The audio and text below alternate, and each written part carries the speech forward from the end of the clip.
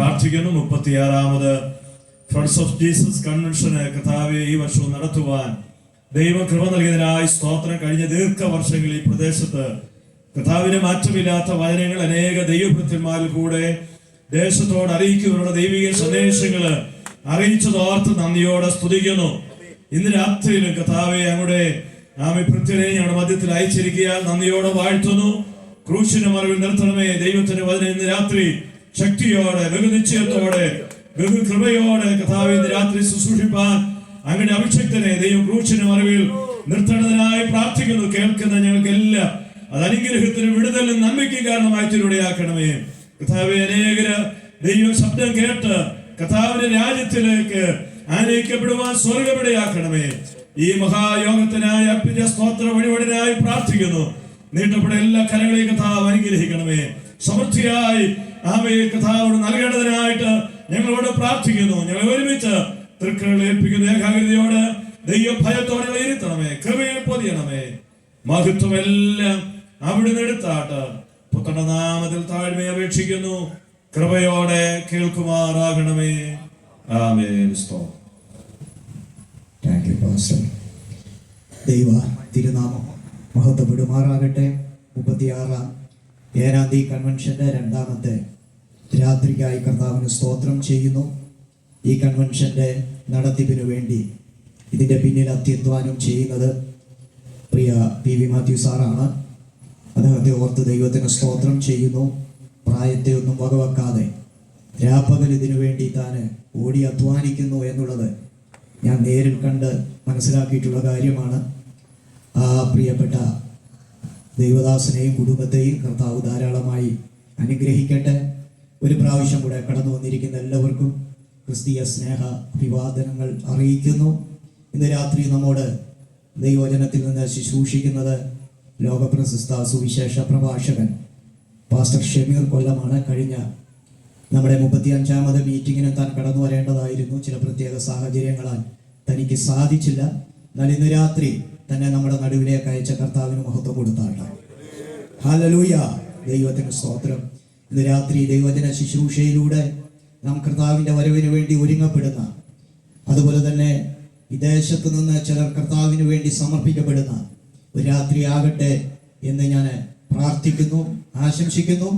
തുടർന്നുള്ള സമയത്തെ ശുശ്രൂഷയ്ക്ക് വേണ്ടി ബഹുമാന്യ ദൈവദാസനെ ക്ഷണിക്കുന്നു. കരങ്ങളെ അടിച്ച് കർത്താവിന് മഹത്വം.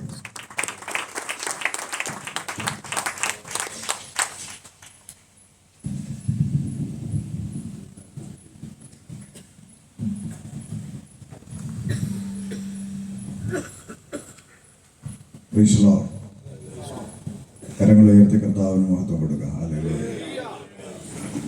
എല്ലാവരും സന്തോഷമായിരിക്കുന്നു എന്ന് വിശ്വസിക്കുന്നു. എനിക്ക് തോന്നുന്നു എല്ലാവരും ഒരു ഫ്യൂണറൽ സർവീസിന് വന്ന പോലെ ഇരിക്കുന്നു. ഈച്ച വന്നപ്പോൾ എല്ലാവരുടെയും ആത്മാവ് നഷ്ടപ്പെട്ടു ഒരു വലിയ സൈലൻസ് ഫീൽ ചെയ്തു. എല്ലാവരും സന്തോഷത്തോടെ കർത്താവിനെ ശ്രദ്ധിച്ചാണ്. കർത്താവ് നമ്മെ അനുഗ്രഹിക്കട്ടെ. വളരെ പ്രാർത്ഥനയോടെ നമുക്ക് കർത്താവിൻ്റെ സന്നിധിയിലായിരിക്കാം.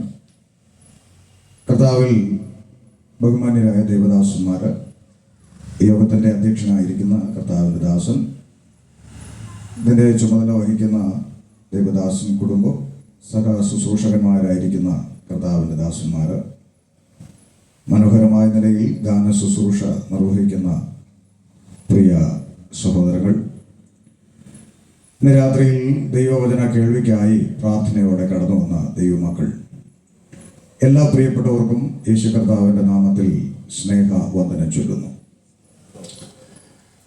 സാധാരണഗതിയിൽ ഞാൻ കൺവെൻഷനിൽ പ്രസംഗിക്കുമ്പോൾ ഇപ്പോൾ ഒരു അരമണിക്കൂർ പ്രസംഗം മുന്നോട്ട് പോകേണ്ട സമയമായി. 7:30ക്കാണ് മൈക്കെടുക്കുന്നത്. ഇവിടെ വണ്ടിയുടേതായ സാഹചര്യങ്ങളൊക്കെ ഉള്ളതുകൊണ്ട് ഒരു പ്രത്യേക സമയം നിർത്തുവാനും നിശ്ചയിച്ചിട്ടുണ്ട്. അതുകൊണ്ട് മുന്നോട്ടുള്ള സമയം വളരെ വേഗത്തിൽ ദൈവവചനത്തിലേക്ക് മുഖവുര കൂടാതെ പ്രവേശിപ്പാൻ കർത്താവിൽ ശരണപ്പെടുന്നു. എൻ്റെ മുന്നിലിരിക്കുന്ന ഏറെക്കുറെ എല്ലാവരും ഈ ദൈവകൃപയിലേക്ക് കടന്നു വന്ന ദൈവമക്കളാണ് എന്നാണ് മനസ്സിലാക്കാൻ സാധിക്കുന്നത്. എന്നിരുന്നാലും ഒരു സുവിശേഷ യോഗത്തിൽ സുവിശേഷമില്ലാതെ സുവിശേഷ യോഗം പൂർണ്ണമാകത്തില്ല. എന്നാൽ ദൈവമക്കളാണ് ഏറെക്കുറെ ഇരിക്കുന്നതും. അപ്പം നിങ്ങൾ രണ്ട് കൂട്ടരോടും ചേർത്ത് ഒരു സന്ദേശം ധ്യാനിച്ചു പോകാനാണ് ഞാൻ കർത്താവിൽ ആശിക്കുന്നത്. ഇന്ന് രാത്രിയിൽ നമ്മുടെ സകല പ്രസംഗങ്ങൾക്കും ആധാരം വിശുദ്ധ ബൈബിൾ ആയതുകൊണ്ട് തിരുവചനത്തിൽ നിന്ന് ഒരു വേദഭാഗം വായിച്ച് നമുക്ക് അല്പസമയം വചന ധ്യാനത്തിലേക്ക് പ്രവേശിക്കാം. അപ്പോസ്തലനായ പൗലോസ് തെസ്സലോനിക്ക സഭയ്ക്ക് എഴുതിയ 2-ാം ലേഖനം 2-ാം അധ്യായം 14-15 വേദഭാഗങ്ങളാണ് ഇന്ന് രാത്രി വചന ധ്യാനത്തിനായി എടുത്തിരിക്കുന്നത്. ആ ഭാഗം ഇപ്പോൾ മൈക്കിൽ കൂടെ വായിച്ച് നമ്മെ കേൾപ്പിക്കും. നമ്മുടെ കർത്താവായ യേശുക്രിസ്തുവിന്റെ മഹത്വം പ്രാപിപ്പാനല്ലോ അവൻ ഞങ്ങളുടെ സുവിശേഷ ഘോഷണത്താൽ നിങ്ങളെ രക്ഷയ്ക്ക് വിളിച്ചത്. ആകയാൽ സഹോദരന്മാരെ നിങ്ങൾ ഉറച്ചു നിന്ന് ഞങ്ങൾ വാക്കിനാലോ ലേഖനത്താലോ ഉപദേശിച്ചു തന്ന പ്രമാണങ്ങളെ മുറുകെ പിടിച്ചുകൊള്ളി. മതി. കരങ്ങൾ ഉയർത്തി കർത്താവിന് മഹത്വം കൊടുക്കും. സാധാരണ നമ്മളൊക്കെ സുവിശേഷം പറയുമ്പോൾ മറ്റുള്ള മനുഷ്യരോട് യേശുക്രിസ്തുവിനെ കുറിച്ചും രക്ഷയെക്കുറിച്ചും പറയുമ്പോൾ നമ്മളെല്ലാവരും പ്രത്യേകം എടുത്തുപയോഗിക്കുന്ന ഒരു വാക്കാണ് സഹോദര സഹോദരി, നിങ്ങൾ ബൈബിളിൽ അങ്ങനെ ഉണ്ടോന്ന് നോക്ക, വചനം എന്ത് പറയുന്നെന്ന് പരിശോധിക്കാം. നിങ്ങൾ ഈ ചെയ്യുന്ന കാര്യങ്ങളൊക്കെ ദൈവവചനത്തിലുള്ളതാണോ എന്ന് പരിശോധിക്കുക. നമ്മൾ സുവിശേഷം പറയുമ്പോൾ അങ്ങനെയാണ് സാധാരണ പറയുക. പക്ഷെ ഇന്ന് രാത്രി വേദനയോടെ പറയേണ്ടി വരിക, ഇന്നിപ്പോൾ നമ്മൾ ബൈബിളിലുണ്ടോ എന്ന് ആരോട് പറയേണ്ടി വരിക? ഉണ്ടെന്നില്ല ആരും. ഇന്ന് ദൈവമക്കളോടും ദൈവദാസന്മാരോടും പറയേണ്ടി വരിക, ഇതൊക്കെ വേദപുസ്തകത്തിൽ ഉള്ളതാണോ എന്ന് നിങ്ങളൊന്ന് നോക്ക് എന്ന് പറയേണ്ടി വരിക. അർത്ഥാൽ ഒരു കാര്യം എന്ന് രാത്രിയിൽ ഉറപ്പായി പറയാം, നമ്മുടെ കർത്താവിന്റെ മടങ്ങി വരവ് ഏറ്റവും അടുത്തിരിക്കുന്നു.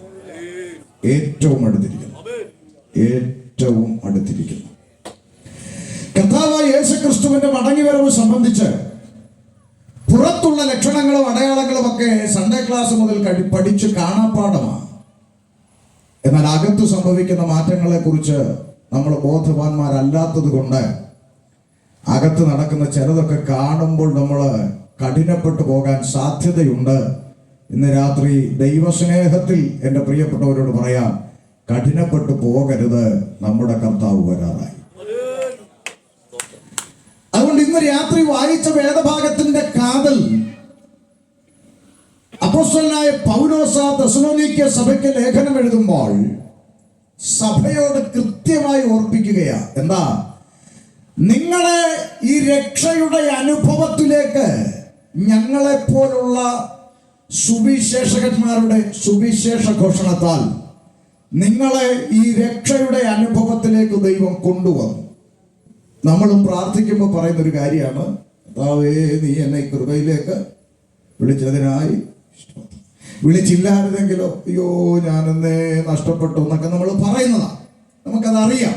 പക്ഷേ ഈ എന്തിനാണ് വിളിച്ചത് അത് മറന്നുപോയി. എന്തിനാ വിളിച്ചേ ദൈവമക്കളെ? എന്തിനാ വിളിച്ചേ?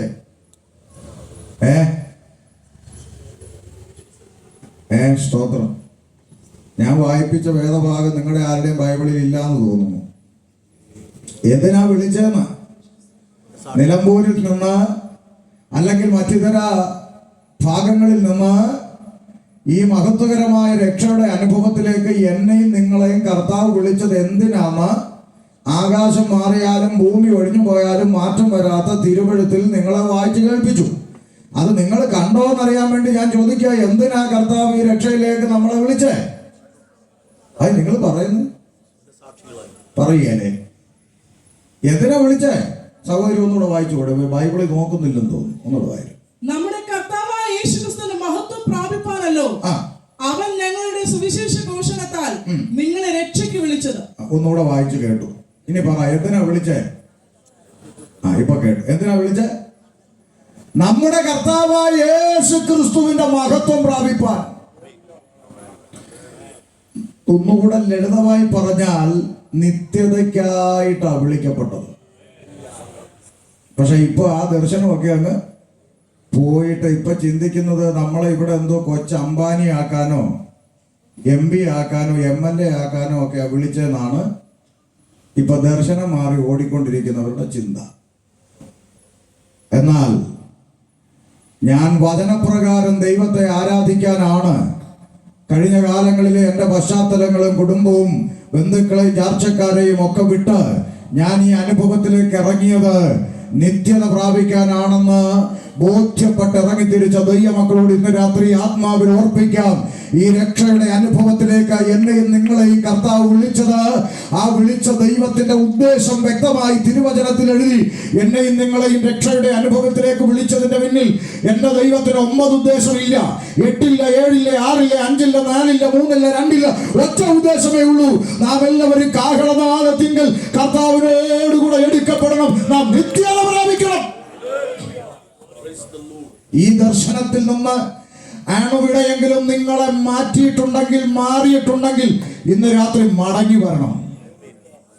Price the Lord. ഒരിക്കൽ ജനം പ്രവാചകനോട് പറഞ്ഞു, ഇങ്ങനെയാണെങ്കിൽ നീ ഞങ്ങളോട് സംസാരിക്കണ്ട. അതൊന്നും വായിച്ചു കാണാൻ സാധ്യതയില്ല. കാരണം നമ്മൾ വരയിട്ട് വെക്കുന്ന വാക്യങ്ങൾ വേറെയാ. ഏതാ? തീയിലും വെള്ളത്തിലും കൂടെ കടക്കേണ്ടി വന്നു എങ്കിലും നീ ഞങ്ങളെ സമൃദ്ധിയിലേക്ക്, അവിടെ നമ്മൾ വരയിടും. ദൈവത്തെ സ്നേഹിക്കുന്നവർക്ക്, നിർണയപ്രകാരം വിളിക്കപ്പെട്ടവർക്ക് സകലതും നന്മയ്ക്കായി അവിടെ നമ്മൾ വരയിടും. അങ്ങനെയുള്ളിടത്തൊക്കെ നമ്മൾ വരയിടും. പക്ഷേ ഇടയ്ക്കൊക്കെ ഇതുപോലെയും വരയിടണം. ജനം പ്രവാചകനോട് പറഞ്ഞു, ഇങ്ങനെയാണെങ്കിൽ നീ ഞങ്ങളോട് സംസാരിക്കണ്ട. എന്താ? ഞങ്ങൾക്ക് ഇഷ്ടമുള്ളത് ഞങ്ങളോട് പറയുവിൻ. ഇസ്രായേൽ ജനം പ്രവാചകനോട് പറഞ്ഞു, ഞങ്ങൾക്ക് ഇഷ്ടമുള്ളത് ഞങ്ങളോട് പറയാൻ, എന്നാൽ ഞങ്ങൾ നിന്നെ കേൾക്കാം. ഇങ്ങനെയാണെങ്കിൽ നീ ഞങ്ങളോട് പ്രവചിക്കണ്ട. പ്രവാചകൻ പറഞ്ഞു, നിങ്ങൾക്ക് ഇഷ്ടമുള്ളത് പറയാനല്ല ദൈവം വേർതിരിച്ചത്, ദൈവത്തിന്റെ ഇഷ്ടം നിങ്ങളോട് പറയാനാ. അതനുസരിച്ച് ജീവിച്ചാൽ ദേശത്തിന്റെ നന്മ അനുഭവിക്കും, അല്ലെങ്കിൽ വാളിനിരയായി തീരും.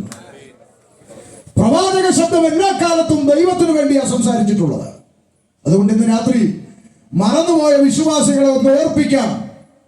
ഈ രക്ഷയുടെ അനുഭവത്തിലേക്ക് വിളിക്കപ്പെട്ടു എന്ന് അഭിമാനിക്കുന്നെങ്കിൽ, ഈ അനുഭവത്തിലേക്ക് ദൈവം എന്നെ വിളിച്ചതിന് നന്ദിയുണ്ടെന്ന് ഹൃദയത്തിൽ തോന്നുന്നെങ്കിൽ, വിളിക്കപ്പെട്ടതിന്റെ ഉദ്ദേശം ഇന്ന് രാത്രി മറന്നു പോകരുത്. അധികം താമസമില്ല, വാനമേഘ കാഹളനാദം മുഴക്കിക്കൊണ്ട് നമ്മുടെ കർത്താവ് യേശു ക്രിസ്തുവിന്റെ മടങ്ങി വരവ് സംഭവിക്കുമ്പോൾ എനിക്കും ആ കർത്താവിനോട് കൂടെ എടുക്കപ്പെടണമെന്നുള്ള ആ ദൈവിക ഉദ്ദേശത്തിലേക്ക് ഇന്ന് രാത്രി ദൈവസഭ മടങ്ങി വരണം. Price the Lord. അതെ പാസ്റ്ററെ, രക്ഷയുടെ അനുഭവത്തിലേക്ക് വന്നത് കർത്താവിനോട് കൂടെ എടുക്കപ്പെടാനാ. അതിനല്ലേ ഞങ്ങൾ ഈ അനുഭവത്തിലേക്ക് വന്നേ, അതിനല്ലേ ഞങ്ങൾ രക്ഷിക്കപ്പെട്ടെ, അതിനല്ലേ ഞങ്ങൾ സ്നാനപ്പെട്ടെ, അതിനല്ലേ ഞങ്ങൾ കമ്മലുമാല ഊരിയത്, അതിനല്ലേ ബന്ധുക്കളെ ഉപേക്ഷിച്ചിറങ്ങിയത്. അതെ, അതിന് തന്നെയാ വന്നത്. അതിനിപ്പോ എന്താ കുഴപ്പം? കുഴപ്പമൊന്നുമില്ല. അതിനോട് ചേർത്ത് പറഞ്ഞിരിക്കുന്ന ഒരു വാക്യം കൂടെ കേട്ടെ. ആകയാൽ സഹോദരന്മാരെ നിങ്ങൾ ഉറച്ചു നിന്ന്. ആ പദം ശ്രദ്ധിച്ചേ. ആകയാൽ സഹോദരന്മാരെ നിങ്ങൾ ഉറച്ചു നിന്ന്. അപ്പം മേപ്പോട്ട് പോകണമെങ്കിൽ എന്ത് ചെയ്യണം? അറിഞ്ഞ സത്യത്തിന് വേണ്ടി അന്ത്യത്തോളം നിൽക്കണം. പകുതി വഴിക്ക് ഇട്ടേച്ച് പോകുന്നവനെ ഒന്നും അങ്ങോട്ട് എടുക്കത്തില്ല. Price the Lord. ഇട്ടേച്ച് പോകാനുള്ള ഒത്തിരി സാഹചര്യങ്ങൾ വരും ദൈവമക്കളെ, വരും. പക്ഷെ ഒരു കാര്യം ഓർക്കണം. പലപ്പോഴും ഞാൻ ചിന്തിക്കുന്ന ഒരു ചിന്ത, എൻ്റെ മനസ്സിൽ തോന്നുന്ന ഒരു ചിന്ത എന്ന് പറയുക, ഇത് വിട്ടിട്ട് ഇനി ഏത് ദൈവത്തിൻ്റെ അടുക്ക് പോകും? എടാ, ഇതൊക്കെ വേണ്ടെന്ന് നമ്മൾ ചിന്തിക്കാം. വേണ്ട, ശരി, ഇനി പോകാൻ വേറൊരു ദൈവം ഏതാ? എങ്ങോട്ട് പോകാൻ? അപ്പൊ ഒരു ദൈവമുണ്ട് എന്ന് അറിഞ്ഞ സ്ഥിതിക്ക് ദൈവത്തെ വിട്ടു പോകുന്നതിൽ കാര്യമില്ല. പിന്നെന്താ? നിൽക്കുന്ന ഇടത്ത് നിന്നുകൊണ്ട് സത്യത്തിന് വേണ്ടി നിൽക്കുക. അത് മാത്രമേ മുമ്പിൽ ഒരു വഴിയുള്ളൂ. വേറെ നിവർത്തിയില്ലാത്തത് കൊണ്ട് കഠിനപ്പെട്ട് പിന്മാറി പോകാതിരിക്കേണ്ടതിന് ഇന്ന് രാത്രി ദൈവാത്മാവിൽ ഓർപ്പിക്കാം, അറിഞ്ഞ സത്യത്തിന് വേണ്ടി ഉറച്ചു നിൽക്കണം. ആമേൻ. തീർന്നില്ല, ഉറച്ചു നിന്ന് ഞങ്ങൾ വാക്കിനാലോ ലേഖനത്താലോ ഉപദേശിച്ചു തന്ന പ്രമാണങ്ങളെ മുറുകെ പിടിച്ചുകൊള്ളു. എന്നാ ദൈവസഭയ്ക്ക് എന്തുണ്ട്? പ്രമാണമുണ്ട് ദൈവമക്കളെ. കുത്തഴിഞ്ഞ പുസ്തകമല്ല ദൈവസഭ. ദൈവസഭയ്ക്ക് ഒരു പ്രമാണമുണ്ട്. ആ പ്രമാണപ്രകാരം ദൈവത്തെ ആരാധിക്കണം. പഴയ നിയമത്തിലും മോശയോട് കൽപ്പനകൾ കൊടുക്കുമ്പോൾ പ്രത്യേകം പറഞ്ഞൊരു കാര്യമുണ്ട്. ഞാൻ നിന്നോട് കൽപ്പിക്കുന്ന ചട്ടങ്ങളും നിയമങ്ങളും പ്രമാണിച്ചുകൊണ്ട് ദൈവത്തെ സേവിക്കണം. എല്ലാ കാലത്തും ദൈവത്തെ സേവിക്കുന്നതിന് എന്തുണ്ട്? ഒരു പ്രമാണമുണ്ട്. ദൈവസഭയ്ക്കും പ്രമാണമുണ്ട്.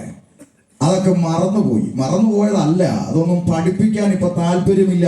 കേൾക്കാൻ ദൈവമക്കൾക്കും വലിയ ഇൻട്രസ്റ്റ് ഇല്ല. മനസ്സിലായോ?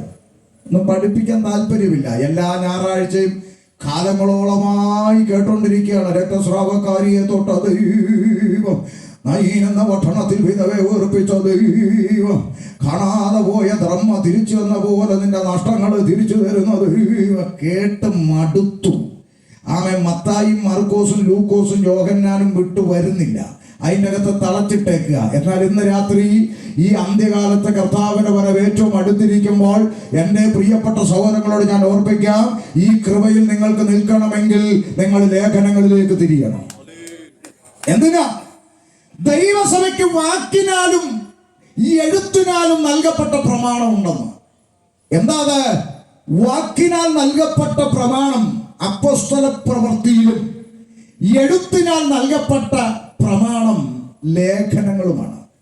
അതുകൊണ്ട് ബൈബിൾ കോളേജിൽ പഠിപ്പിക്കുന്ന അധ്യാപകർ കുഞ്ഞുങ്ങളെ പഠിപ്പിക്കുമ്പോൾ പ്രത്യേകം പറഞ്ഞു കൊടുക്കും. പണ്ട് കാലത്തെ ചില ഭവനങ്ങളിലെ പറമ്പുകളിലൊക്കെ ആളുകൾ കൃഷിക്കായി കുഴിക്കുമ്പോൾ ചില സ്ഥലങ്ങളിലൊക്കെ നിധി കിട്ടി എന്നുള്ള വാർത്തകളൊക്കെ കാണാറുണ്ട്. എന്നതുപോലെ ദൈവദാസന്മാര് പിള്ളേരോട് പറയും, മക്കളെ, ദൈവസഭയ്ക്ക് ദൈവാത്മാവ് തന്നിരിക്കുന്ന നിധി കുടങ്ങളാണ് ലേഖനങ്ങൾ എന്ന് പഠിപ്പിക്കാറുണ്ട്. അതുകൊണ്ട് വളരെ വ്യക്തമായി ലേഖനങ്ങൾ പഠിച്ചാൽ ദൈവകൃപയിൽ നിലനിൽക്കാം. അപ്പൊ ദൈവസഭയ്ക്ക് വാക്കിനാലും എഴുത്തിനാലും പ്രമാണമുണ്ട്. ലേഖനങ്ങൾ എന്താണ്? ഈ ലേഖനത്തിന്റെ പശ്ചാത്തലം എന്ന് ഒന്നല്പം പറഞ്ഞിട്ട് ഈ വായിച്ച കുറിവാക്യത്തോട് നീതി പുലർത്തുവാൻ ആശിക്കുന്നു. എന്താണ് ഈ ലേഖനങ്ങൾ? അതിന്റെ പശ്ചാത്തലം എന്താ? അപ്പൊ അല്പം സുവിശേഷം അതിലോട്ട് വരും. അതിനുവേണ്ടി അങ്ങോട്ട് പോകുന്നത്. എന്താ ലേഖനങ്ങൾ? പറയാം.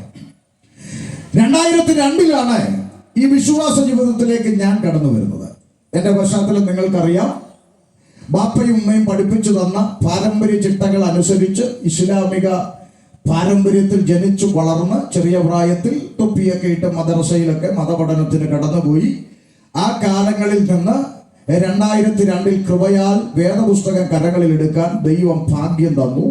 അങ്ങനെ വിശ്വാസ ജീവിതത്തിലേക്ക് വന്ന വേദപുസ്തകം വായിച്ചപ്പോൾ വിശ്വാസ ജീവിതത്തിലേക്ക് തിരിഞ്ഞു. അതിന് പ്രധാനപ്പെട്ട ഒരു കാരണം, മതത്തിനു വേണ്ടി എന്തും ഏതുമായി തീരണമെന്നും ജനിപ്പിച്ച അപ്പനും പ്രസവിച്ച അമ്മയും മതം കഴിഞ്ഞിട്ടേ ഉള്ളൂ എന്നും പഠിപ്പിച്ച ആ പഴയ പഠിപ്പിക്കലിൽ നിന്ന് ബൈബിൾ വായിച്ചപ്പോൾ ഒരു കാര്യം മനസ്സിലായി. ഒരൊറ്റ പേപ്പറിന്റെ അകത്ത് പോലും മതം പഠിപ്പിക്കാത്ത പുസ്തകമാണ് വിശുദ്ധ ബൈബിൾ. ഒറ്റ പേപ്പറിൽ പോലും മതമില്ല. മതമുണ്ടോ? ഉണ്ടോ? യേശുക്രിസ്തു ലോകത്തിൽ ഏതെങ്കിലും മതം സ്ഥാപിക്കുന്നതിനെ കുറിച്ചോ മതത്തിൽ ചേർക്കുന്നതിനെ കുറിച്ചോ മതം അങ്ങനെ എന്തെങ്കിലും പഠിപ്പിച്ചിട്ടുണ്ടോ? ഉണ്ടോ? ഇല്ല. മതമില്ലാത്ത പുസ്തകമാണ് വിശുദ്ധ ബൈബിൾ. എന്നിട്ടും നാട്ടുകാർ നമ്മളെ വിളിക്കുന്ന എന്താ? എന്നിട്ടും നാട്ടുകാർ വിളിക്കുന്ന മതം മാറ്റുന്നവരെന്നൊക്കെയാ. ഇനി അടുത്ത കാലത്ത് ഒരു ചേച്ചി പറഞ്ഞു, പെന്തക്കോസ്ത് ഉപദേശിമാർ 500 രൂപയും കഞ്ഞിയും പയറും കൊടുത്ത് ഞങ്ങളുടെ ആളുകളെയൊക്കെ മതം മാറ്റുന്നു എന്ന് പറഞ്ഞു. ഇപ്പം നമ്മൾ അവരോട് പറഞ്ഞു, അങ്ങനെയാണെങ്കിൽ ചേച്ചി 1000 രൂപയും ചിക്കൻ ഫ്രൈയും കൊടുത്ത് അവരെ തിരിച്ചു കൊണ്ടുപോയിക്കോളാൻ പറഞ്ഞു. കാര്യം കഞ്ഞിക്കും പയറിനും ആരെങ്കിലും ഇങ്ങോട്ട് വന്നെങ്കിൽ അവരെ കോഴിക്കാല് കാണിച്ച് അങ്ങോട്ട് കൊണ്ടുപോകാന്നുള്ളതേ ഉള്ളൂ. അതിനകത്ത് വലിയ പ്രശ്നമൊന്നുമില്ല. അത് നാട്ടിൽ വലിയ പ്രശ്നം ഉണ്ടാക്കുന്ന കാര്യവുമല്ല. അതിൻ്റെ പേര് നമുക്കാർക്കും പിണക്കവുമില്ല. നമ്മളാരും അതിൻ്റെ പേര് നാളെ നിലമ്പൂരി ഹർത്താൽ പ്രഖ്യാപിക്കത്തില്ല, ട്രാൻസ്പോർട്ടിന് കല്ലെറിയത്തില്ല, മുണ്ടം മടക്കി കുത്തി തെറി വിളിക്കാൻ ഇറങ്ങത്തില്ല, സമരം വേണ്ട. അത് പറയാൻ പാടില്ല. പണ്ടൊക്കെ നമ്മുടെ അപ്പച്ചന്മാർ ധൈര്യത്തോടെ പറഞ്ഞു, ഞങ്ങൾ ആരും സമരത്തിന് ഇറങ്ങത്തില്ലെന്ന്. ഇപ്പം എനിക്കത് പറയാൻ അല്പം ഭയമുണ്ട്. അതുകൊണ്ട് ഞാൻ പറയുന്നില്ല. കാരണം ഇപ്പം നമ്മുടെ ആളുകൾ കൊടി പിടിച്ച് സെക്രട്ടേറിയറ്റിൻ്റെ മുമ്പിൽ ചെന്ന് മുദ്രാവാക്യം വിളിക്കാൻ തുടങ്ങിയിട്ടുണ്ട്. കാൽവരി മലയിൽ ചിന്തിയ രക്തം കിട്ടാതെ ഞങ്ങൾ സൂക്ഷിക്കുമെന്നും പറഞ്ഞിട്ടുണ്ട്. അത് ഇങ്ങനെ കുറേ വട്ടുപിടിച്ചവന്മാരിൻ്റെ അകത്ത് കയറിയിട്ടുണ്ട്. അതുകൊണ്ട് അത് മാത്രം പറയാൻ പറ്റത്തില്ല. ഒരു കാര്യം മാത്രം, ദൈവമക്കളോടും വചനത്തെ സ്നേഹിക്കുന്നവരോടും മേപ്പോട്ട് പോകണമെന്ന് ആഗ്രഹിക്കുന്നവരോടും ഒരു കാര്യം പറയാം. ആമേൻ. ഞാൻ എൻ്റെ സഭയെ പണിയും, പാതാള ഗോപുരങ്ങൾ അതിനെ ജയിക്കത്തില്ലെന്ന് പറഞ്ഞ കർത്താവ് രക്തം രക്തം വില കൊടുത്തു വാങ്ങിയതാണ് ദൈവസഭയെങ്കിൽ കർത്താവിനറിയാം സഭയെ സംരക്ഷിക്കാൻ. അതിന് മൂക്കി ശ്വാസമുള്ള മനുഷ്യന്റെ സഹായം എൻ്റെ ദൈവത്തിന് ആവശ്യമില്ല.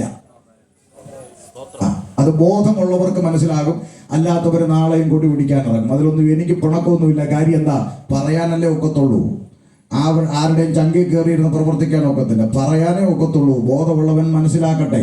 അതുകൊണ്ട് സഭയെ സ്ഥാപിച്ച കർത്താവിനറിയാം സഭയെ സംരക്ഷിക്കാൻ. അപ്പം നിങ്ങൾ വിചാരിക്കും പിന്നെ ഈ സഭയെ സംരക്ഷിക്കാൻ കർത്താവിന് പറ്റുമെന്ന് പറഞ്ഞിട്ട് ഇന്ന് നമ്മുടെ ഇടയിൽ നടക്കുന്ന ചില ആഭ്യന്തര പ്രശ്നങ്ങളൊന്നും പരിഹരിക്കാൻ കർത്താവ് എന്താ വരാത്തത് എന്നൊരു ചിന്ത കാണുമായിരിക്കും. ആ ചിന്ത അങ്ങ് മാറാൻ വേണ്ടി ഒരു സത്യം പറയാം.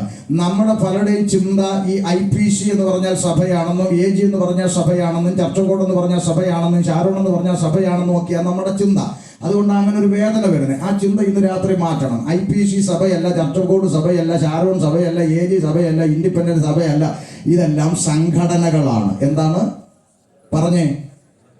അല്ലേ സംഘടനകളാണ്. പക്ഷെ ഒരു കാര്യം ദൈവമക്കൾ തിരിച്ചറിയണം, ഈ സംഘടനയ്ക്കകത്ത് എന്തുണ്ട്? ഈ സംഘടനയ്ക്കകത്ത് സഭയുണ്ട്. IPCക്കകത്ത് സഭയില്ലേ? ഉണ്ട്. ചർച്ചകോട്ടിൻ്റെ അകത്ത് സഭയില്ലേ? ഉണ്ട്. ഷാരോന്റെ അകത്ത് സഭയില്ലേ? ഉണ്ട്. AGക്കകത്ത് സഭയില്ലേ? ഉണ്ട്. അതായത് ഈ സഭയും സംഘടനയും തമ്മിലുള്ള വ്യത്യാസം. സഭയുടെ ലക്ഷ്യം കർത്താവിനെ ആരാധിക്കണം, വിശുദ്ധിയും വേർപാടും പാലിച്ച് ജീവിക്കണം. കുറുകി ഞരങ്ങി കാത്തിരിക്കുന്ന കുറുപ്രാവിനെ പോലെ കർത്താവിന്റെ വരവിനായി നോക്കി പാർത്തുകൊണ്ട് കാത്തിരിക്കുന്ന ഒരു സമൂഹം. അവർക്ക് ആഭ്യന്തര കാര്യങ്ങളിൽ ഇടപെടാൻ നേരമില്ല, അവർക്ക് കസേരക്കടിക്കാൻ നേരമില്ല, അവർക്ക് ആവശ്യമില്ലാത്ത ഒരു വിഷയങ്ങൾ സംസാരിക്കാൻ താല്പര്യമില്ല. അവർക്ക് ഒറ്റ ലക്ഷ്യമേ ഉള്ളൂ, കർത്താവിന്റെ വരവെങ്കിൽ എടുക്കപ്പെടണം. അങ്ങനെ ചിന്തിച്ച് കാത്തിരിക്കുന്ന, വിശുദ്ധിയും വേർപാടും പാലിച്ച് ഒരു കാര്യങ്ങളിലും ഇടപെടാതെ പോകുന്ന ഒരു കൂട്ടം ഈ പറയപ്പെട്ട എല്ലാ സംഘടനകളിലും ഉണ്ട്. അവരെ ചേർക്കുവാനാണ് എൻ്റെ കർത്താവ് വരുന്നത്. അല്ലാതെ സംഘടനകളെ വലിച്ചുകൊണ്ട് പോകാനല്ല യേശു വരുന്നത്. കസേരയ്ക്ക് അടിക്കുന്നവനെല്ലാം ഇവിടെ തന്നെ കാണും. കർത്താവ് വന്ന് സഭയും പോയി കഴിഞ്ഞാലും ഇവന്മാരിവിടെ ലക്ഷം നടത്തിക്കൊണ്ടിരിക്കും. അതുകൊണ്ട് കഠിനപ്പെട്ടു പോകാതിരിക്കാൻ വേണ്ടി പറഞ്ഞതാ. എന്തെങ്കിലും ഒരു കാര്യം, ഒരു വിഷയം ഉണ്ടാകുമ്പോൾ അയ്യോ ഇനി അവിടെ എങ്ങനെ പോകുന്ന അങ്ങനൊന്നും ചിന്തിക്കണ്ട. അടിയുണ്ടാക്കുന്നവർ അവിടെ കിടക്കട്ടെ. നമ്മുടെ ലക്ഷ്യം കർത്താവിന്റെ വരവാ. അതുകൊണ്ട് അതൊന്നും ഭക്തന്മാരെ ബാധിക്കത്തില്ല. മനസ്സിലായോ? പിന്നെ ഇടറി പോകാതിരിക്കാനും കഠിനപ്പെട്ട് പിന്മാറി പോകാതിരിക്കാനും വേണ്ടിയാണ് ഞങ്ങളെപ്പോലുള്ളവർ ഇതൊക്കെ വിളിച്ചു പറയുന്നത്. അല്ലാതെ ഇവരാരും നന്നാക്കാൻ വേണ്ടിയല്ല പറയുന്നത്. നന്നാക്കാൻ ദൈവം ഇറങ്ങി വന്നാൽ നന്നാവത്തില്ല, പിന്നല്ലേ നമ്മൾ പറയുന്നത്. അതുകൊണ്ട് അങ്ങനെയുള്ള അമിത പ്രതീക്ഷകളൊന്നുമില്ല. പക്ഷെ ഇറങ്ങി തിരിച്ച ദൈവജനം നഷ്ടപ്പെട്ടു പോകരുത്, അത്രയേ ഉള്ളൂ. അപ്പൊ ചിന്തിക്കണം. അങ്ങനെ 2002 ഈ പുസ്തകം കരത്തിൽ വന്നു. ഇത് വായിക്കാൻ തുടങ്ങി. ഇത് വായിക്കുന്നവരും ഇതിനോടുള്ള താല്പര്യം കൂടി വന്നു.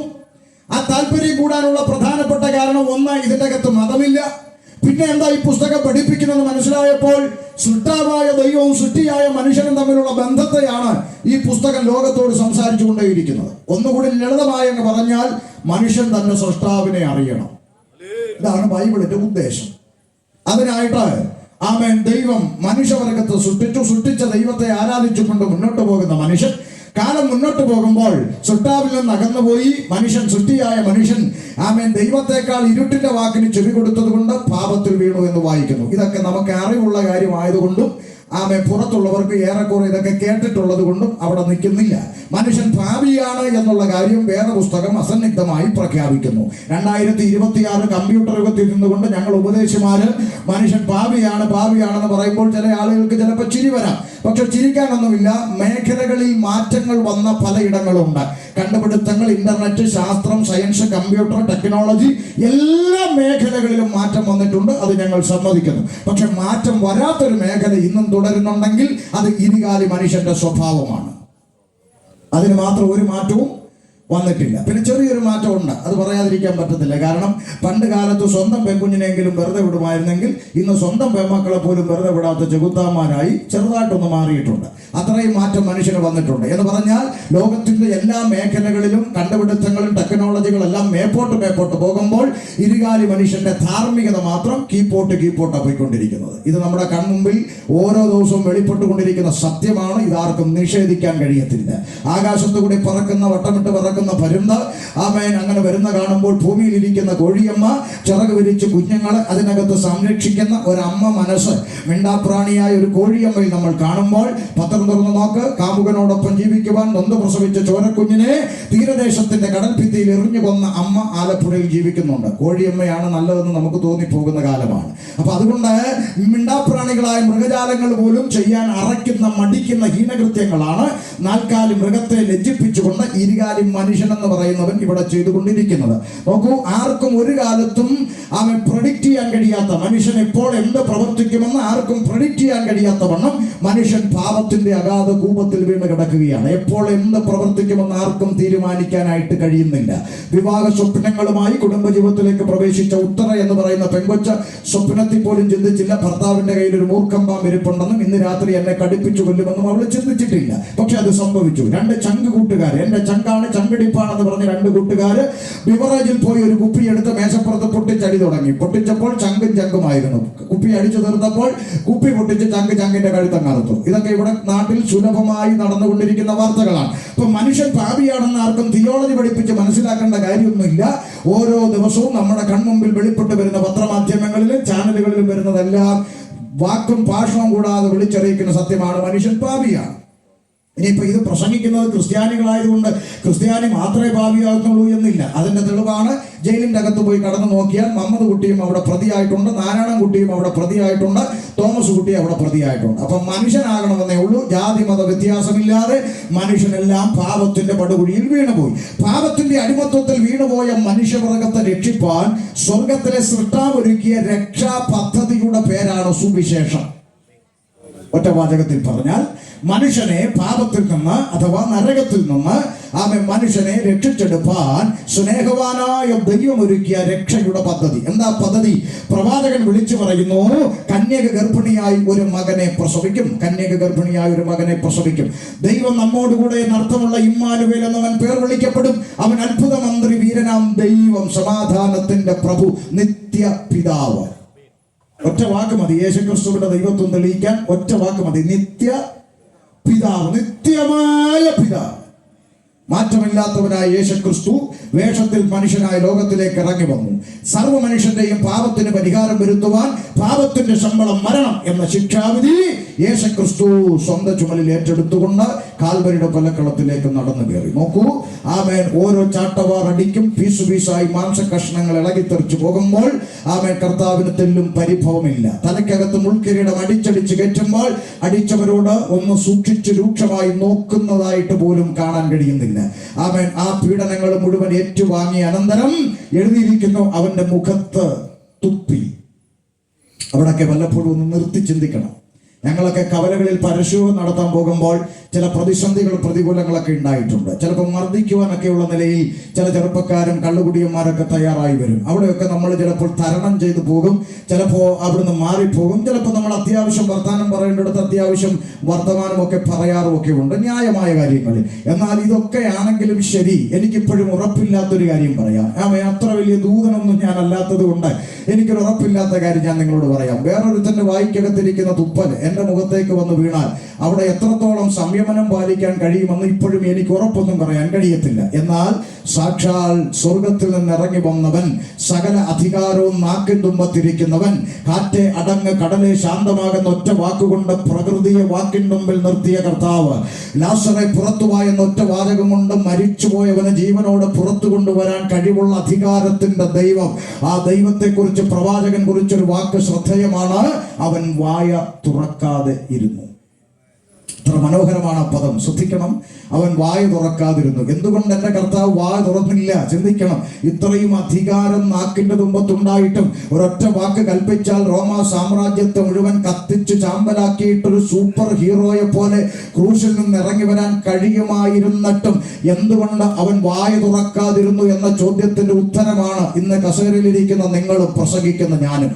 എന്നെയും നിങ്ങളെയും വീണ്ടെടുക്കുവാൻ വേണ്ടി നരകത്തിന്റെ പടുകുടിയിൽ നാം പോയി പതിക്കാതിരിക്കാൻ സമ്പാദിക്കാൻ വേണ്ടി നാം അനുഭവിക്കേണ്ടിയിരുന്ന ശിക്ഷ യേശുക്രിസ്തു ഏറ്റുവാങ്ങിയ ചിത്രമാണ് കാൽവരിയിൽ കാണുന്നത്. ഇന്ന് രാത്രി പുറംകണ്ണടച്ച് അകക്കണ്ണ് തുറന്ന് ആ കാൽവരിയിലെ ചിത്രം ഒരു നിമിഷമെങ്കിൽ ഹൃദയത്തിന്റെ അകത്തുണ്ടെങ്കിൽ ഇന്ന് രാത്രി മനസാക്ഷിയിൽ നിന്ന് ആ ക്രൂശിലേക്ക് നോക്കി പറയണം, കർത്താവേ, പ്രാണൻ പോകേണ്ടി വന്നാലും, ഒറ്റയ്ക്ക് നിൽക്കേണ്ടി വന്നാലും, കഴുത്തറുത്തിടേണ്ടി വന്നാലും, ആമേ, ഞാൻ അവസാനത്തോളം ദൈവവചനത്തിന്റെ സത്യങ്ങൾക്ക് വേണ്ടി നിൽക്കും. ആമേ, നീതിക്ക് വേണ്ടി നിൽക്കും, നിത്യതയ്ക്ക് വേണ്ടി നിലകൊള്ളും. ആമേൻ.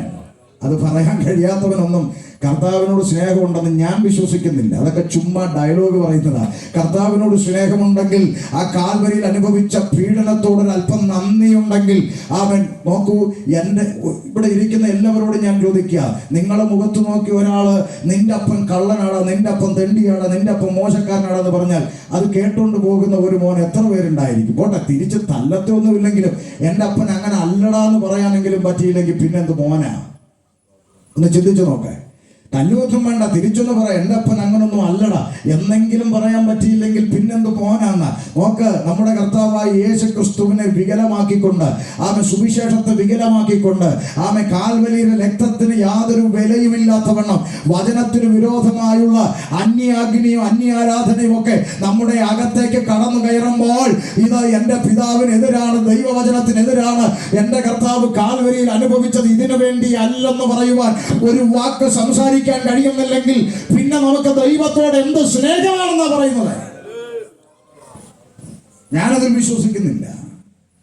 എന്റെ കർത്താവ് സകലമായ പീഡനങ്ങളും കാൽവരിയിൽ ഏറ്റുവാങ്ങി മനുഷ്യനെ പാപത്തിൽ നിന്ന് രക്ഷിക്കണമെന്നുള്ള ഉദ്ദേശം ദൈവത്തിൽ നിക്ഷിപ്തമായിരുന്നത് കൊണ്ട് ഒരു വാക്ക് സംസാരിക്കാതെ വായ തുറക്കാതിരുന്നു. അരിമത്യക്കാരനായ യോസേഫിന്റെ കല്ലറക്കൽ യേശു കർത്താവിന്റെ ഭൗതിക ശരീരം അടക്കം ചെയ്യപ്പെട്ടു. നോക്കൂ, 3 നാഴി കൊണ്ടോ അരിമത്യക്കാരനായ യോസേഫിന്റെ കല്ലറ കൊണ്ടോ യേശു ക്രിസ്തു എന്ന വ്യക്തി പ്രഭാവം അവിടെ അവസാനിച്ചിരുന്നെങ്കിൽ 3 നാഴി കൊണ്ട് അവസാനിച്ച യേശുവിനെ പ്രസംഗിക്കാൻ ഏനാന്തിയിൽ ഈ കഴിഞ്ഞ 36 വർഷമായി ഒരു കൺവെൻഷൻ പന്തൽ ഉയരത്തില്ല. ഉണ്ടാകുമോ? 3 നാഴി കൊണ്ട് യേശു അവസാനിച്ചിരുന്നെങ്കിൽ ഇവിടെ ഒരു കൊയർ ടീം പാടാൻ ഇറങ്ങത്തില്ല. 3 നാഴി കൊണ്ട് അവസാനിച്ച ഒരു പ്രവാചകനെ പ്രസംഗിക്കാൻ ഷമീർ അബ്ദുൽ സലാം 23 വർഷമായി ഈ പുസ്തകം പിടിച്ചുകൊണ്ട് നടക്കത്തില്ല.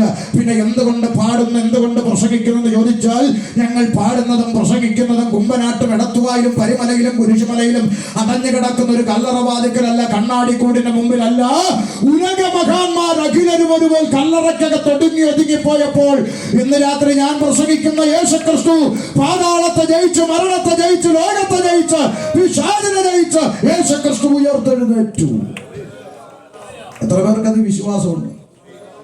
യേശു ഉയർത്തെഴുന്നേറ്റോ? ഉണ്ടെന്നില്ല. നിങ്ങളുടെ ഇരിപ്പ് കണ്ടിട്ട് എനിക്കറിയാം നിങ്ങൾക്കെല്ലാം അങ്ങനെ വിശ്വാസമുണ്ടെന്ന്. സ്തോത്രം. ആര് വിശ്വസിച്ചാലും വിശ്വസിച്ചില്ലെങ്കിലും എൻ്റെ കർത്താവ് ഉയർത്തെഴുന്നേറ്റു. ഹല്ലേലൂയ. ഉയർത്തെഴുന്നേറ്റ കർത്താവ് സ്വർഗാരോഹണം ചെയ്യും മുമ്പ് തന്നെ അനുഗമിച്ച ശിഷ്യന്മാർക്ക് ഒരു അന്ത്യകൽപ്പന കൈമാറി. മർക്കോസിന്റെ സുവിശേഷം 16:15 വായിക്കുമ്പോൾ, പിന്നെ അവൻ അവരോട്, അഥവാ യേശു അവരോട്, നിങ്ങൾ പുറപ്പെട്ടു പോയി ഭൂലോകമൊക്കെയും സകല സൃഷ്ടിയോടും സുവിശേഷം പ്രസംഗിക്കണം. പ്രാണനെ തന്നവന്റെ കൽപ്പനയാണത്. ഇപ്പോഴും ചില ആളുകൾ നമ്മുടെ ഇടയിൽ തന്നെ ചോദിക്കും, ഇനിയിപ്പോ ഈ സുവിശേഷത്തിന്റെയും പരലോകത്തിന്റെയും ഒക്കെ ആവശ്യം ഉണ്ടോ എന്ന് ചോദിച്ചാൽ, ഞാൻ കഴിഞ്ഞ 6 തവണ തിരുവനന്തപുരം മുതൽ കാസർഗോഡ് വരെ കേരള യാത്ര എന്ന് പേരിട്ടുകൊണ്ട് തിരുവനന്തപുരം മുതൽ കാസർഗോഡ് വരെ 6 തവണ ഒരു മാസം സഞ്ചരിച്ച് 6 തവണ പരസ്യോഗം നടത്തി. 7ാമത്തെ പരസ്യോഗം ദൈവം അനുവദിച്ചാൽ ഈ ഏപ്രിൽ മാസവും വരുന്നുണ്ട്. നിങ്ങൾ എൻ്റെ കൂടെ വന്നാൽ ഇന്ന് വരെ സുവിശേഷം എന്ന് പറഞ്ഞാൽ എന്താണെന്ന് കേട്ടിട്ടില്ലാത്ത, ഇന്ന് വരെ ഒരു ചർച്ച് ഇല്ലാത്ത, എത്രയോ സ്ഥലങ്ങൾ ഈ കൊച്ചു കേരളത്തിൻ്റെ അകത്തുണ്ടെന്ന് ഞാൻ നിങ്ങളെ കൊണ്ടുപോയി കാണിച്ചു തരാം. എന്തിനധികം പറയുന്നു, ക്രിസ്ത്യാനികൾ തിങ്ങി വാഴുന്ന കോട്ടയം എന്ന് പറയുന്ന ജില്ലയിൽ പുഞ്ചവയൽ എന്ന് പറഞ്ഞ സ്ഥലത്തിന്റെ സമീപത്ത് അല്പം ഉള്ളിലേക്ക് കയറിയിട്ട് ഒരു വീട്ടിന്റെ മുറ്റത്ത് ഈ പരസ്യോഗത്തിന്റെ യാത്രക്കിടയിൽ ഒരു കൺവെൻഷൻ നടത്തിയപ്പോൾ ഞങ്ങൾ കണ്ട കാഴ്ച എന്തെന്നറിയാമോ? പായും തലയണയും ഒക്കെ ചുരുട്ടിപ്പിടിച്ച് കുറച്ച് സ്ത്രീകളും കുട്ടികളും ഒക്കെ അവിടെ വന്നിരുന്ന് പാട്ട് കേൾക്കുന്നു. അതിശയിച്ചിട്ട് സംഘാടകരോട് ചോദിച്ചു, ഇതെന്താ സംഭവം എന്ന് ചോദിച്ചപ്പോൾ അവർ പറയുക, ഇവിടെ ഇങ്ങനെ ഒരു കൺവെൻഷൻ പരിപാടി അവർ കണ്ടിട്ടില്ല. അവർ അമ്പലത്തിൽ ഉത്സവത്തിന് ഗാനമേള കേൾക്കാൻ പോകുമ്പോൾ പായും തലേണയും കൊണ്ടുപോകുന്ന ഓർമ്മയിൽ അവർ വന്നിരിക്കുകയാണെന്ന്. എന്ന് പറഞ്ഞാൽ ഞാൻ അതിശയിച്ചു പോയി. കോട്ടയം പോലൊരു ജില്ലയ്ക്കകത്ത് സുവിശേഷം കേൾക്കാത്ത സ്ഥലമുണ്ടെന്ന് പറഞ്ഞാൽ നിങ്ങൾ വിശ്വസിക്കുമോ? ഒന്ന് ചിന്തിച്ചു നോക്ക്. അങ്ങനെയെങ്കിൽ നമ്മുടെ ദൗത്യം തീർന്നിട്ടില്ല.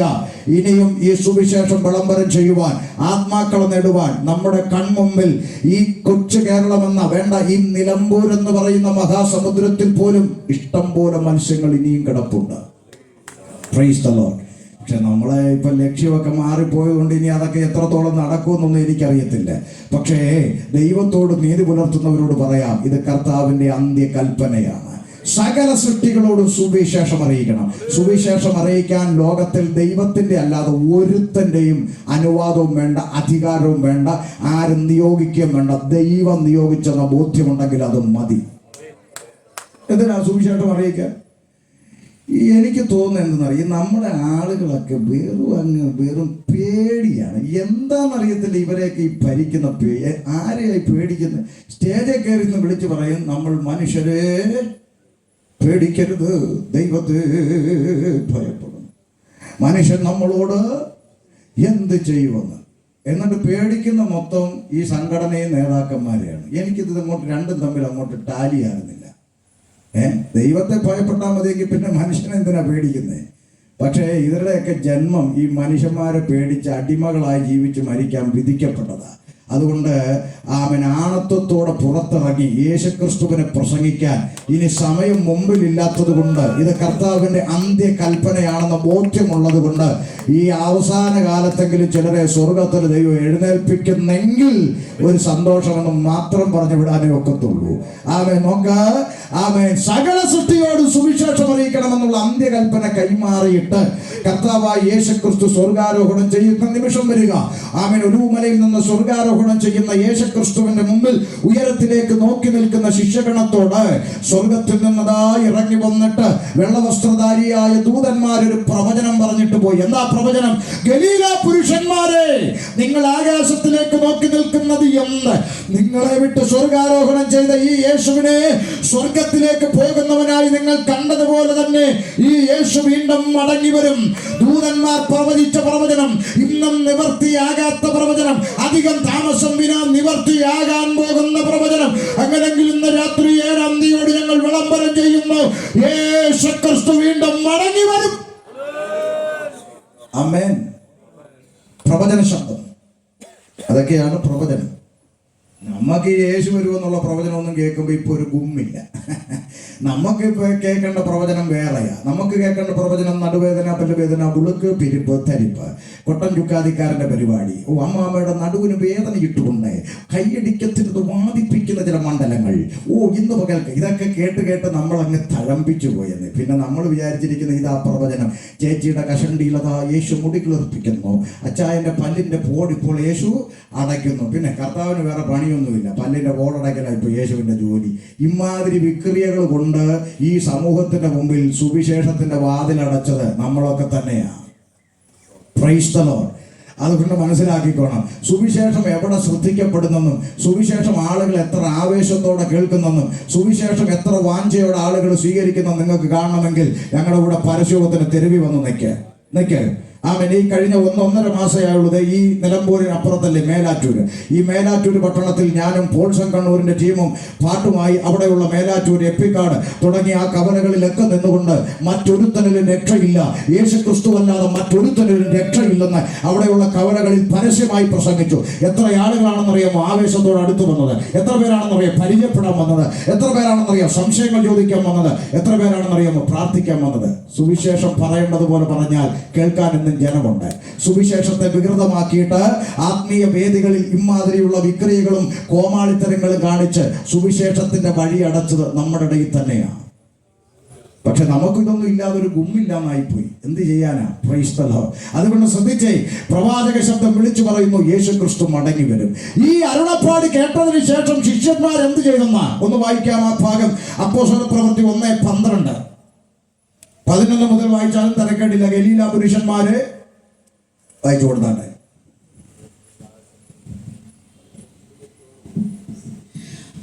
അവർ യെരൂശലേമിന് സമീപത്ത് ഒരു ശബത്ത് ദിവസത്തെ വഴിതീരുമുള്ള ഒലിവുമല വിട്ട് യെരൂശലേമിലേക്ക് മടങ്ങി പോന്നു. ശ്രദ്ധിച്ച് കേൾക്കണേ, ശിഷ്യന്മാര് ഈ ദൂത് കേട്ടിട്ട് ഒലിവുമല വിട്ട് തിരിച്ചെവിടെ വന്നു? യെരൂശലേമിലേക്ക് മടങ്ങി വന്നു. എന്നിട്ട് അവിടെ എത്തിയപ്പോൾ അവർ പാർത്ത മാളിക മുറിയിലേക്ക് കയറിപ്പോയി. പത്രോസ്, യോഹന്നാൻ, യാക്കോബ് കയറിപ്പോയവരുടെ പേര് വിവരങ്ങൾ പരിശുദ്ധാത്മാവ് എഴുതി രേഖപ്പെടുത്തി.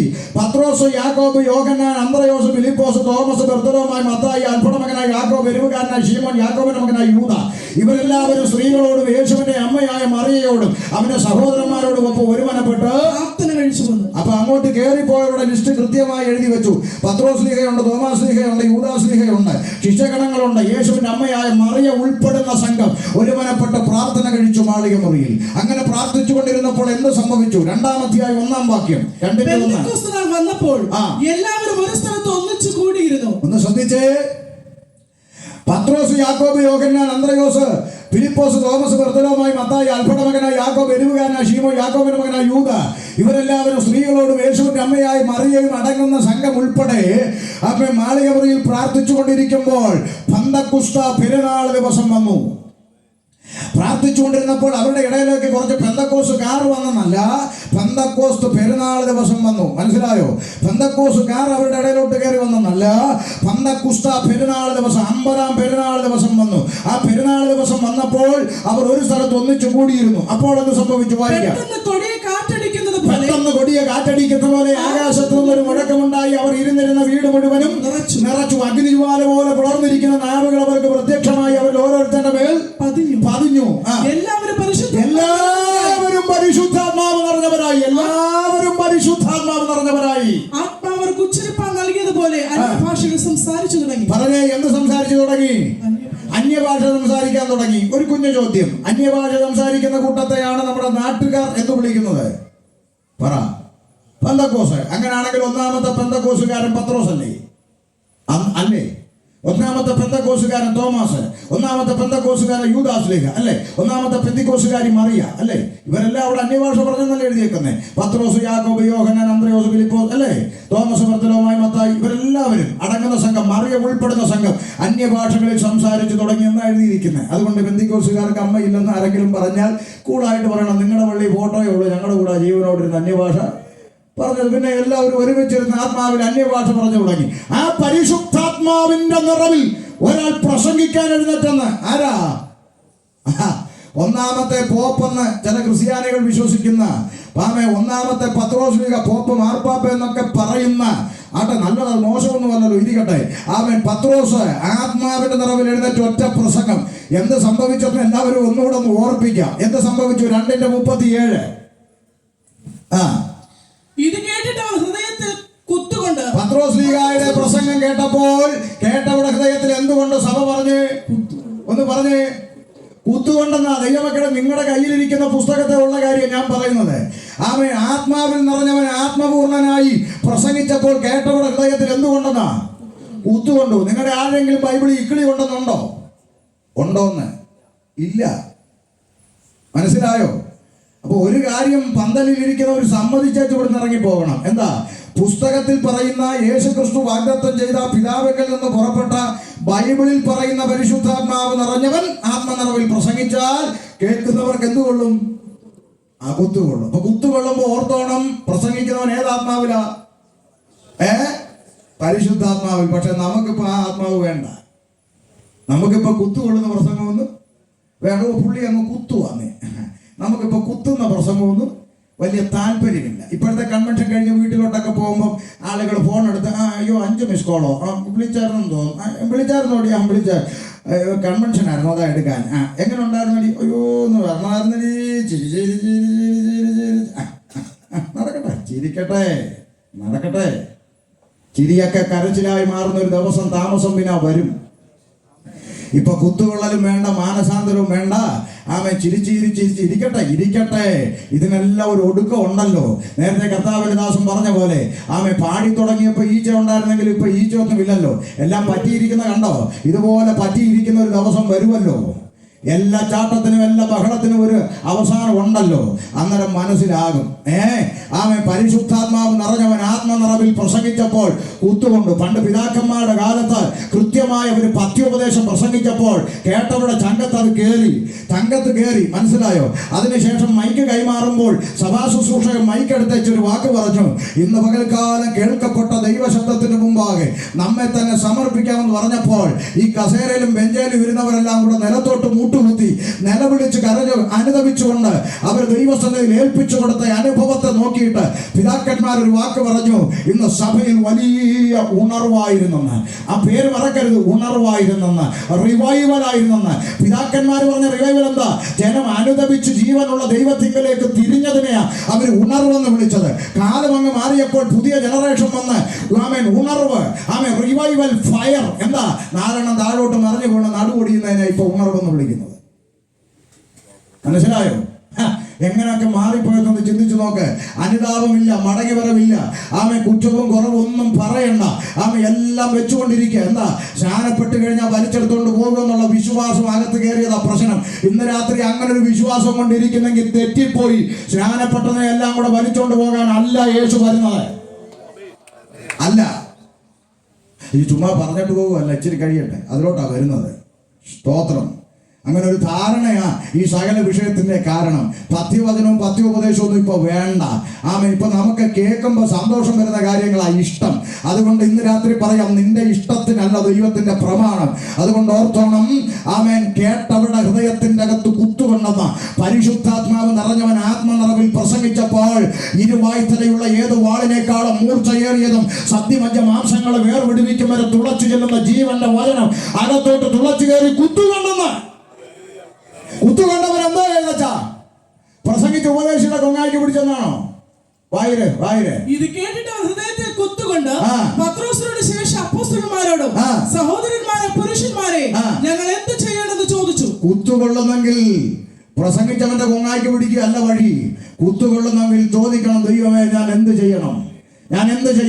എന്റെ ഹൃദയത്തിന്റെ അകത്ത് കുത്തുകൊണ്ടവരെല്ലാം വന്ന് ചോദിച്ചു, സഹോദരന്മാരെ നിങ്ങൾ ഓരോ വാക്ക് പ്രസംഗിക്കുമ്പോഴും എന്റെ ചങ്കത്ത് കുത്തുകൊള്ളുകാരന് പറ, ഞങ്ങൾ എന്ത് ചെയ്യണം? അടുത്ത വാക്ക് പത്രോസ് അവരോട് നിങ്ങൾ മാനസാന്തരപ്പെട്ട് ജനങ്ങളെ നിങ്ങൾ മാനസാന്തരപ്പെടണം. മനസ്സിലായോ? 1-ാം നൂറ്റാണ്ടിലെ അപ്പോസ്തലന്മാരുടെ പ്രസംഗത്തിന്റെ കാതൽ, ജനങ്ങളെ നിങ്ങൾ മാനസാന്തരപ്പെടണം. നിങ്ങൾ മാനസാന്തരപ്പെട്ട് നിങ്ങളുടെ പാപങ്ങളുടെ മോചനത്തിനായി ഓരോരുത്തരും യേശുക്രിസ്തുവിന്റെ നാമത്തിൽ സ്നാനമേൽപ്പി. കണ്ടോ? പാപമോചനം വേണോ? ഏദൻ തോട്ടത്തിൽ വെച്ച് അകത്ത് കയറി പുത്രത്വം നഷ്ടപ്പെടുത്തി ദൈവത്തിൽ നിന്ന് അകറ്റിക്കളഞ്ഞ് ആ പാപമെന്ന ഇരുട്ടിൽ നിന്ന് നിനക്ക് മോക്ഷം പ്രാപിച്ച് ഈ അണ്ടകടാകത്തെ മുഴുവൻ സൃഷ്ടിച്ച മഹാദൈവത്തെ പിതാവേ എന്ന് വിളിക്കാനുള്ള പുത്രത്വത്തിന്റെ ആത്മാവിന് നിനക്ക് പ്രാപിക്കണമെങ്കിൽ ഒരു നാണയത്തൊട്ട് കൊടുക്കേണ്ട, 1 കിലോമീറ്റർ നടക്കേണ്ട, ഒരു മെഴുകുതിരി എത്തിക്കേണ്ട, മാനസാന്തരപ്പെട്ടു സ്നാനമേൽപ്പി. ഇതാണ് അപ്പോസ്തലന്മാരുടെ പ്രസംഗം. Price the Lord. എത്ര ക്ലിയറാ, എത്ര ഭംഗിയാ. അയ്യോ, ഇതൊക്കെ എവിടെ പോയി പറഞ്ഞു? മാനസാന്തരപ്പെട്ടു സ്നാനമേൽപ്പിൻ. കൃത്യമായ പ്രസംഗം. അടുത്ത വാക്ക് പറഞ്ഞു, എന്നാൽ പരിശുദ്ധാത്മാവെന്ന ദാനം ലഭിക്കും. മാനസാന്തരപ്പെട്ട് സ്നാനപ്പെട്ടാൽ പരിശുദ്ധാത്മാവെന്ന ദാനം ലഭിക്കും. എന്നിട്ടെന്ന് പറഞ്ഞു, ഈ പരിശുദ്ധാത്മാവ് എന്ന് പറയുന്ന വാഗ്ദത്തം നിങ്ങൾക്കും നിങ്ങളുടെ മക്കൾക്കും നമ്മുടെ ദൈവമായ കർത്താവ് വിളിച്ചു വരുത്തുന്ന ദൂരസ്ഥരായ ഏവർക്കും ഉള്ളതല്ലോ എന്ന് പറഞ്ഞു. മനസ്സിലായോ? മറ്റു പല വാക്കുകളാലും അവൻ സാക്ഷ്യം പറഞ്ഞ് അവരെ പ്രബോധിപ്പിച്ചു. ഈ വക്രതയുള്ള തലമുറയിൽ നിന്ന് രക്ഷിക്കപ്പെടുമെന്ന് അവൻ അവരോട്. അടുത്ത വാക്ക്, അവന്റെ വാക്ക് കൈക്കൊണ്ട് സ്നാനമേറ്റു. എത്ര പേര്? 3000-ഓളം പേർ അവരോട് ചേർന്നു. ഒറ്റ പ്രസംഗം കേട്ടോച്ചാ, പരിശുദ്ധാത്മാവിൽ നിറഞ്ഞ ഒറ്റ പ്രസംഗം, ചങ്കത്ത് കുത്തുകൊള്ളുന്ന ഒറ്റ പ്രസംഗം. 3000-ഓളം പേര് രംഗത്ത് വന്ന് പറയുക, ഞങ്ങൾക്ക് സ്നാനപ്പെടണം. നോക്ക്, ആരും പിടിച്ചു വലിച്ചില്ല, ആരും നിർബന്ധിച്ചില്ല. ഇന്ന് നമ്മൾ ഇന്നത്തെ കൺവെൻഷനുകളിലൊക്കെ കാണുന്ന പോലെ ലേലം വിളിച്ചതുമില്ല. ലേലം വിളിച്ചോ? ആർക്ക് വേണം? ഇപ്പൊ ലേലം വിളിയാണ്. ലേലം വിളിക്കുമ്പോൾ 4 കൈ ഇങ്ങനെ പോകുമ്പോൾ സംഘാടകർക്ക് സന്തോഷമായി. 4 കൈ. യോഗം കഴിഞ്ഞ് ചെന്ന് നോക്കിയപ്പോൾ പണ്ടത്തെ അമ്മച്ചിയാ എല്ലാ കൺവെൻഷനും കൈ വെക്കാൻ വേണ്ടി. പറയേണ്ടതുപോലെ പറയേണ്ടത് പറഞ്ഞാൽ പറയുന്നവന്റെ കഴിവിലല്ല, പരിശുദ്ധാത്മാവ് പ്രവർത്തിച്ചാൽ ജനം ജീവനുള്ള ദൈവത്തിങ്കലേക്ക് തിരിയും. പ്രസംഗകന്റെ കഴിവ് കൊണ്ടല്ല ഒരുത്തൻ രക്ഷിക്കപ്പെടുന്നത്. പറയേണ്ടത് കൃത്യമായി പറഞ്ഞു കൊടുക്കാൻ പ്രസംഗകൻ തയ്യാറായാൽ കേൾക്കുന്നവന്റെ ഹൃദയത്തിന്റെ അകത്ത് പരിവർത്തിക്കാൻ കഴിയുന്ന പരിശുദ്ധാത്മാവ് അവന്റെ ഹൃദയത്തിന്റെ അകത്ത് ഇടപെടുമ്പോൾ അനുഭവിച്ചുകൊണ്ട് ജീവനുള്ള ദൈവത്തിങ്കലേക്ക് ഓടിയെടുത്തുകൊണ്ട് അവൻ പറയും, എനിക്ക് സ്നാനപ്പെടണം. അവൻ മാനസാന്തരപ്പെട്ട് സ്നാനപ്പെടുവീൻ. അവന്റെ വാക്ക് കൈക്കൊണ്ടവർ സ്നാനമേറ്റ് അന്ന് 3000-ഓളം പേർ അവരോട് ചേർന്നു. അടുത്ത വാചകം, അവർ അപ്പോസ്തലന്മാരുടെ ഉപദേശം കേട്ടും കൂട്ടായ്മ ആചരിച്ചും അപ്പം നുറുക്കിയും പ്രാർത്ഥന കഴിച്ചും പോന്നു. ശ്രദ്ധിച്ചേ, ആ കൂട്ടത്തെ നോക്കി സ്വർഗം വിളിച്ചൊരു പേര് 47-ാം വാക്യത്തിലുണ്ട്. കർത്താവ് രക്ഷിക്കപ്പെടുന്നവരെ ദിനം പ്രതി സഭയോട് ചേർത്തുകൊണ്ടിരുന്നു. നോക്കണം, ലേഖനത്തിന്റെ പശ്ചാത്തലമാണ് ഞാൻ പറഞ്ഞുകൊണ്ടിരിക്കുന്നത്, ശ്രദ്ധിക്കണം. അപ്പൊ സുവിശേഷത്തിന്റെ ഒരു ഭാഗം കൂടെ ടച്ച് ചെയ്ത് അങ്ങനെ പോയതാ. ആമേൻ. അപ്പോൾ ആമേൻ, സഭയോട് ചേർത്തു. ആരാ സഭ? ക്ലിയർ ആയിട്ട് അവിടെ ഉണ്ട്. ആ 2-ാം അധ്യായത്തിലുണ്ട്. ആമേൻ. മാനസാന്തരപ്പെട്ട കൂട്ടം, രക്ഷിക്കപ്പെട്ട കൂട്ടം, സ്നാനമേറ്റ കൂട്ടം, ആത്മനിറവ് പ്രാപിച്ച കൂട്ടം, ഉപദേശമുള്ള കൂട്ടം, കൂട്ടായ്മ ആചരിച്ച കൂട്ടം, അപ്പം നുറുക്കി പ്രാർത്ഥന കഴിക്കുന്ന കൂട്ടം. ആ കൂട്ടത്തെ നോക്കി സ്വർഗം വിളിച്ച പേരാണ് സഭ. ആകാശം മുട്ട കെട്ടിവെച്ചിരിക്കുന്ന ഗോപുരങ്ങളുടെ പള്ളിയല്ല സ്വർഗം സഭയെന്ന് വിളിച്ചത്. മാനസാന്തരപ്പെട്ട് സ്നാനപ്പെട്ട ആത്മാവിൽ ആരാധിക്കുന്ന വേർപെട്ട ജനത്തെ നോക്കി സ്വർഗം വിളിച്ച പേരാണ് സഭ. ആ സഭയ്ക്കകത്ത് സകല ഗോത്രങ്ങളിൽ നിന്നും, വംശങ്ങളിൽ നിന്നും, ഭാഷകളിൽ നിന്നും, ജാതികളിൽ നിന്നും ദൈവം തന്റെ രക്തത്താൽ വിലയ്ക്ക് വാങ്ങിയ കൂട്ടമാണ് സഭ. അതിൻ്റെ അകത്ത് ഷമീറുണ്ട്, സിയാദുണ്ട്, നസീറുണ്ട്, ഷാജഹാൻ ഉണ്ട്, സുരേഷ് ഉണ്ട്, സുമേഷ് ഉണ്ട്, രതീഷ് ഉണ്ട്, തോമസ് കുട്ടിയുണ്ട്, ജോസഫ് കുട്ടിയുണ്ട്. ജാതിമത വ്യത്യാസമില്ലാതെ ജീവനുള്ള ദൈവത്തിലേക്ക് വിളിച്ചു വേർതിരിക്കപ്പെട്ടവരുടെ കൂട്ടമാണ് ദൈവസഭ. ഈ വെളിപ്പാട് ഇന്ന് പലരുടെ അകത്തില്ല. പരസ്യോഗത്തിൽ ചെന്നപ്പോൾ മലപ്പുറത്ത് ചിലർ ചോദിച്ചു, നീ എന്തിനാ ഷമീറ എന്നാലും ക്രിസ്ത്യാനിയായിരുന്നു. അപ്പൊ അവരെന്നോട് ചോദിക്കുന്നു, നീ എന്തിനാ ക്രിസ്ത്യാനി? അപ്പൊ അവർക്കറിയാം ഞാനിപ്പോ ആരാ ക്രിസ്ത്യാനി. പക്ഷെ നമ്മുടെ ആൾക്കാർ ഇപ്പൊ പറയുന്നത് ഞാൻ ക്രിസ്ത്യാനി അല്ലെന്നാ. അപ്പൊ എന്താ ചെയ്യാൻ പറ്റും? ഞാൻ പറഞ്ഞ മനസ്സിലായോ? വെളിപ്പാട് കയറുന്നതിന്റെ വ്യത്യാസം മനസ്സിലായോ? ആമേൻ. അകത്ത് വന്ന് ആമേൻ വേർപെട്ട കൂട്ടത്തെ നോക്കി സ്വർഗം വിളിച്ച പേരാ സഭ. ആമേൻ. സഭയോട് ചേർത്തുകൊണ്ടിരുന്നു. ആമേൻ. ഇത് സുവിശേഷത്തിന്റെ ഒരു വാതിൽ അവിടെ വരെ നിൽക്കട്ടെ. ഇനി പറയുന്നത് വായിച്ച കുറിവാക്യത്തിലേക്കുള്ള പ്രവേശനമാണ്. ശ്രദ്ധിക്കണം. ആമേൻ. അവിടെ യേശുക്രിസ്തു തന്റെ രക്തത്താൽ വീണ്ടെടുക്കപ്പെട്ട സഭയുടെ ആരംഭം കുറിച്ച് അപ്പോസ്തലന്മാർ അടങ്ങിയിരുന്നില്ല. അവിടെ പറയുമ്പോൾ ഒരു കാര്യം കൂടെ ഒന്ന് ശ്രദ്ധിച്ച് പറയണം, കേട്ടെ. അന്ന് 3000-ഓളം പേർ അവരോട് ചേർന്നു എന്നൊരു പദമുണ്ട്. ഇത് വായിച്ചപ്പോൾ ചില ഉപദേശിമാർക്ക് തലക്കകത്ത് ചിന്തിച്ചു, ആമേൻ, അന്ന് ആ പട്ടണത്തിലെ ഏറ്റവും മെഗാ ചർച്ച് ആ ചർച്ച ആയിരിക്കുമെന്ന്. അതുകൊണ്ട് അവർ ബുക്കിൽ എഴുതി വെച്ച് പ്രാർത്ഥന തുടങ്ങി, ഞങ്ങളെ ഈ പട്ടണത്തിലെ മെഗാ ചർച്ചാക്കി. ഇപ്പോഴും ഉപദേശിമാർ ഡയറിയിൽ എഴുതി പ്രാർത്ഥിച്ചുകൊണ്ടിരിക്കുക, ഞങ്ങളെ മെഗാ ചർച്ചാക്കി മാറ്റണമെന്ന്. കാര്യം അപ്പോസ്തല പ്രവൃത്തിയിൽ ഒറ്റ പ്രസംഗത്തിൽ 3000-ഓളം പേര് രംഗത്ത് വന്നപ്പോൾ ഇവർ വിചാരിച്ചു അത് മെഗാ ചർച്ച ആയിരിക്കുമെന്ന്. മണ്ടന്മാര് ആ 3000 പേരെ കൂടെ അവിടെ വെച്ച് ഒരു പാസ്റ്ററെ ഇരുത്തി സ്വോത്രകാഴ്ച മേടിച്ച് അവിടെ ആരാധന തുടങ്ങിയെന്നല്ല ചരിത്രം. അവര് പല പട്ടണങ്ങളിൽ നിന്ന് പെന്തക്കോസ്ത് പെരുന്നാൾ ദിനത്തിൽ പല പട്ടണങ്ങളിൽ നിന്ന് യെരൂശലേമിലേക്ക് വന്നവരാ. സ്നാനമേറ്റവരെല്ലാം അതാത് സ്ഥലങ്ങളിൽ തിരികെ പോയിടത്തെല്ലാം ചെറിയ ചെറിയ കൂട്ടായ്മകൾ ആരംഭിച്ചു. ആ കാലങ്ങളിൽ വീടുകളിലെ പ്രാർത്ഥനകളാണ് തുടങ്ങി വെച്ചത്. മനസ്സിലായോ? മെഗാ ചർച്ച എന്ന് പറയുന്ന പരിപാടി വേദപുസ്തകത്തിലില്ല. ചെറിയ കൂട്ടമേ ഭയപ്പെടണ്ട. സ്തോത്രം. ഈ പിന്നെ മെഗാ ചർച്ച ബൈബിളിൽ ഉണ്ടോ എന്ന് ചോദിച്ചാൽ ഉണ്ട്. ഏതാ? ഈ ചെറിയ കൂട്ടം എല്ലാം കൂടെ കാഹളനാദത്തിൽ എടുക്കപ്പെട്ട് കുഞ്ഞാടിന്റെ മുമ്പിൽ നിൽക്കുമ്പോൾ ആർക്കും എണ്ണിക്കൂടാൻ കഴിയാത്ത വലിയൊരു പുരുഷാരം. അതിന് വേണം മെഗാ ചർച്ച എന്ന് വിളിച്ചു. ഭൂമിയിൽ മെഗാ ചർച്ച അല്ല ദൈവത്തിന് ആവശ്യം. പിന്നെ 2 or 3 പേർ എൻ്റെ നാമത്തിൽ കൂടി വന്നാൽ അവരുടെ നടുവിൽ ഞാൻ ഇറങ്ങി വരാമെന്ന് പറഞ്ഞവൻ വേർപെട്ട ദൈവജനത്തിന്റെ നടുവിൽ ഇറങ്ങി വരും. അവിടെ ആളിന്റെ പെരുപ്പം അല്ല വിഷയം. ഇത് നിങ്ങൾക്ക് അറിയാത്ത കാര്യമൊന്നുമല്ല, ഉപദേശിമാർക്കും അറിയാത്ത കാര്യമൊന്നുമല്ല. പണ്ട് തൊട്ടേ നമ്മളൊക്കെ ആവേശത്തോടെ പറഞ്ഞുകൊണ്ടിരുന്നതാ, ഞങ്ങൾ പ്രസംഗിക്കുന്ന ദൈവം ആളിന്റെ പെരുപ്പത്തിലല്ല ആത്മാക്കളുടെ എന്നാണ് ഈ കാലങ്ങളോളം പ്രസംഗിച്ചുകൊണ്ട് നടന്നേ. പക്ഷെ ഇപ്പം അങ്ങ് മാറി. ഇപ്പൊ ഇച്ചിരി ആൾ കൂടി കഴിഞ്ഞപ്പോൾ പറയുന്നു, നമ്മളിപ്പോ ചെറിയ സംഖ്യയല്ല, നമ്മൾ വലിയ സംഖ്യ. നമ്മൾ വലിയ സംഖ്യ. ഒറ്റയ്ക്ക് നിന്ന പെന്തക്കോസ്തുകാരുടെ വോട്ട് പോലും കിട്ടത്തില്ല ഇവരൊന്നും. മനസ്സിലായോ? വലിയ സംഖ്യ, നമ്മൾ വലിയ സംഖ്യയാണെന്ന്. ഒരു കാര്യം ദൈവമക്കൾ മനസ്സിലാക്കിക്കോണം. കർത്താവ് വിളിച്ച വിളിയിൽ നിന്ന് നിങ്ങളെ വഴിതിരിച്ചു വിടുന്ന പൈശാചിക തന്ത്രമാണ് ഇന്നിന്റെ കാലങ്ങളിൽ നടന്നുകൊണ്ടിരിക്കുന്നതെന്ന് മറന്നു പോകരുത്.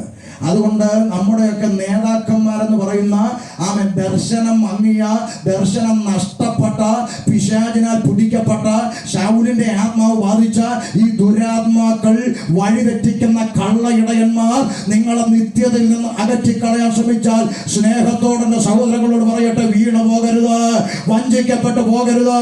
നാം നിത്യതയ്ക്കായി വിളിക്കപ്പെട്ടവരാണ്.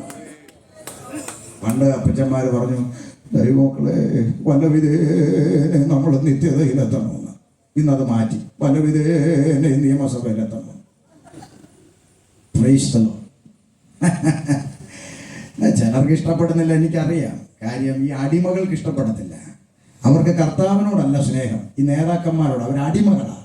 അടിമക്കണ്ണ് തുറക്കാൻ പാടാ. ഒരു കാര്യം ദൈവമക്കളോട് ഞാൻ പറയാം, ഓർത്തോണം. നിങ്ങളെ മക്കളെ രാഷ്ട്രീയത്തിലേക്ക് ഇറക്കണമെന്ന് ഈ ചെകുത്താന്റെ ആത്മാക്കൾ പറയുമ്പോൾ നിങ്ങൾ ഓർത്തോണം. പ്രീ ഡിഗ്രി കഴിഞ്ഞ് ഡിഗ്രി പഠിച്ച് ഇനി എൻ്റെ മോൻ MPക്ക് പഠിക്കട്ടെ, MLAക്ക് പഠിക്കട്ടെ എന്ന് പറയുന്ന ഒരു കോഴ്സ് അല്ല കേരളത്തിൽ രാഷ്ട്രീയം. കേരളത്തിൽ ഒരുത്തൻ രാഷ്ട്രീയത്തിൽ കയറി അവൻ എന്തെങ്കിലുമായി എവിടെങ്കിലും എത്തണമെങ്കിൽ ആദ്യം അവൻ തെരുവിൽ നിന്നുകൊണ്ട് സമരം വിളിച്ചു തുടങ്ങണം, മുദ്രാവാക്യം വിളിച്ചു തുടങ്ങണം, എതിർ പാർട്ടിക്കാരുമായി അടിയുണ്ടാക്കി തുടങ്ങണം. അങ്ങനെ തുടങ്ങി അവൻ പല വിധേനയും ഒക്കെ പിടിച്ചു കയറി MLA MP ഒക്കെ ആയിക്കോളും. അപ്പോഴത്തേക്ക് കൃപയിൽ നിന്ന് അവൻ ഒരു പരുവത്തിലെത്തും. മനസ്സിലായോ? സൺഡേ ക്ലാസ് തൊട്ട് എൻ്റെ കുഞ്ഞുങ്ങൾ ലോകത്തിൻ്റെ വഴിയെ പോകാതെ, അവൻ ഒന്നും നേടിയില്ലേലും വേണ്ടിയില്ല, അവൻ ഒന്നും ഉണ്ടാക്കിയില്ലേലും വേണ്ടിയില്ല, അവൻ ദൈവത്തെ വിട്ട് പോകാതിരുന്നാൽ മതി പാസ്റ്റേ, എൻ്റെ കുഞ്ഞിന് വേണ്ടി പ്രാർത്ഥിക്കണം എന്നൊക്കെ പറഞ്ഞ അവൻ പൊത്തി വളർത്തിയ നമ്മുടെ കുഞ്ഞുങ്ങളെ തെരുവിൽ രക്തസാക്ഷികളാകാൻ വേണ്ടി എറിഞ്ഞു കൊടുക്കണമെന്നാണ് ഈ പിശാച് പിടിച്ചവന്മാർ പറയുന്നത്. ഇന്ന് രാത്രി വഞ്ചിക്കപ്പെടരുത് ദൈവമക്കളെ. ഒരു കാര്യം മനസ്സിലാക്കിക്കോണം. നാളെ പെന്തക്കോസിൻ്റെ അകത്തുനിന്ന് MLA MP ഒക്കെ വന്നെന്നിരിക്കുക, എനിക്കത് ഈ പരാതിയും പണക്കൊന്നുമില്ല. പക്ഷെ ഓർത്തോണം, അങ്ങനെ കയറി നിന്ന് കഴിയുമ്പോൾ നാളെ ഒരു മതസൗഹാർദ്ദ മീറ്റിംഗ് നിലമ്പൂരിൽ നടക്കും. പെന്തക്കോസ് MLA ആയ നിങ്ങളുടെ മോനും അവിടെ ചെല്ലും.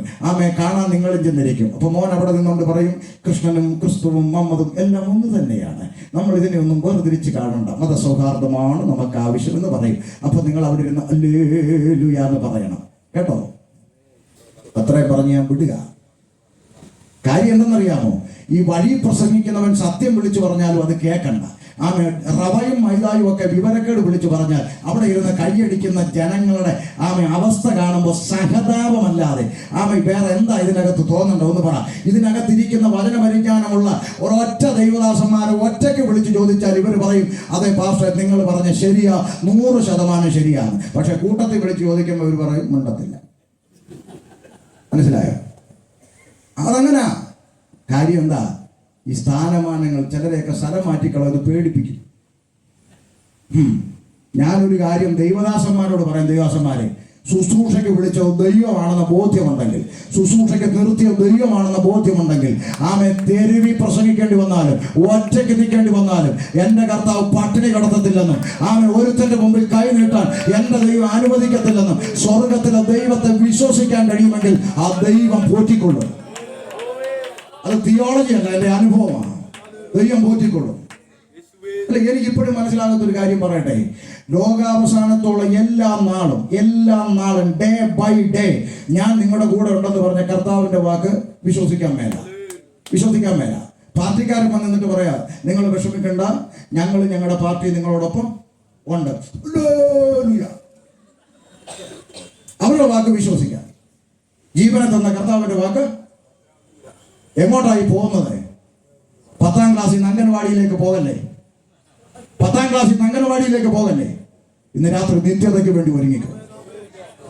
ഇതെല്ലാം ഞാനിത് പറയുമ്പോഴും ഉപദേശിമാർ വന്നിട്ട് നമ്മൾ ഇതൊക്കെ എന്തിനാ പറയുമ്പോൾ നമ്മളൊന്നും പറഞ്ഞ ഇവന്മാരൊന്നും നന്നാവും. എൻ്റെ പ്രിയപ്പെട്ടവരെ, ഇവന്മാരെ നന്നാക്കാനല്ല ഞാൻ പറയുന്നത്. ഈ സാധുക്കളായ ദൈവ കുഞ്ഞുങ്ങൾ വഴിതെറ്റിപ്പോയിരിക്കാണ് ഈ പറയുന്നത്. അല്ല, ഇവരെ എങ്ങാണ്ട് നന്നാക്കാൻ ഞാൻ വിചാരിച്ച് നോക്കുവോ? അതുകൊണ്ടൊരു കാര്യം മനസ്സിലാക്കിക്കോണം. മെഗാ ചർച്ചും ആൾക്കൂട്ടവും നമ്മൾ വലിയ സംഖ്യയാണെന്നുള്ള ശക്തി പ്രകടനം ഒന്നും വേണ്ട. ആമേ കൃപയിൽ നിൽക്കുന്ന, പ്രമാണത്തിന് വേണ്ടി നിൽക്കുന്ന, വേർപാടിന് വേണ്ടി നിൽക്കുന്ന, തനിച്ചു പാർക്കുന്ന ജനം എന്ന് പറയുന്ന, ജാതിയുടെ കൂട്ടത്തിൽ എണ്ണപ്പെടത്തില്ലെന്ന് പറയുന്ന ഒരു കൊച്ചു കൂട്ടത്തിന് വേണ്ടി ഇറങ്ങി വരുന്ന ഒരു ദൈവം, പ്രവർത്തിക്കുന്ന ഒരു ദൈവമുണ്ട്. ആ ദൈവത്തിന് അന്നും ഇന്നും മാറ്റം വന്നിട്ടില്ല. അങ്ങനെയെങ്കിൽ ആളിന്റെ വലുപ്പം വേണ്ടെന്ന് പ്രമാണത്തിൽ നിൽക്കുന്ന ഒരു കൊച്ചു കൂട്ടം മതി. അതാ ദൈവസഭ. സ്തോത്രം. അപ്പോസ്തലന്മാരെ അന്ന് 3000-ഓളം പേര് സ്നാനമേറ്റ് അവരോട് ചേർന്നു. ആ കൂട്ടത്തെ സ്വർഗം ദൈവസഭ എന്ന് വിളിച്ചു. കേട്ടോ, അപ്പോസ്തലന്മാർ അവിടെ കൊണ്ട് പ്രസംഗം നിർത്തിയോ? ഇല്ല. അവർ പുറപ്പെട്ടു പോയി സകല ഇടങ്ങളിൽ സുവിശേഷം പ്രസംഗിച്ചു. ശ്രദ്ധിച്ചേ, വചനം എഴുതിയിരിക്കുന്നു, അവർ പ്രസംഗിച്ച ഇടത്തെല്ലാം കർത്താവ് അവരോട് കൂടെ ഇരുന്ന് അത്ഭുതങ്ങളാലും അടയാളങ്ങളാലും വിവിധ വീര്യ പ്രവർത്തികളാലും അവർ പ്രസംഗിച്ച വചനത്തെ ഉറപ്പിച്ചു. അല്ലേ ദൈവദാസന്മാരെ? അത്ഭുതങ്ങളാലും അടയാളങ്ങളാലും വീര്യപ്രവർത്തികളാലും അവർ പ്രസംഗിച്ച വചനത്തെ കർത്താവ് ഉറപ്പിച്ചു. ആ ദൈവപ്രവർത്തി ചെയ്യാൻ ഇന്നും നമ്മുടെ ദൈവം മതിയായവനല്ലേ? അല്ലേ? അന്നെന്ന പോലെ ഇന്നും അത് നടക്കത്തില്ലേ? നടക്കും. എന്തുകൊണ്ട് നമുക്കത് കാണാൻ കഴിയുന്നില്ല? ഒന്ന് ചിന്തിക്കണം. അവർ പ്രസംഗിച്ച വചനത്തെ അത്ഭുതങ്ങളാലും അടയാളങ്ങളാലും വീര്യപ്രവർത്തികളാലും ദൈവം ഉറപ്പിച്ചല്ലേ?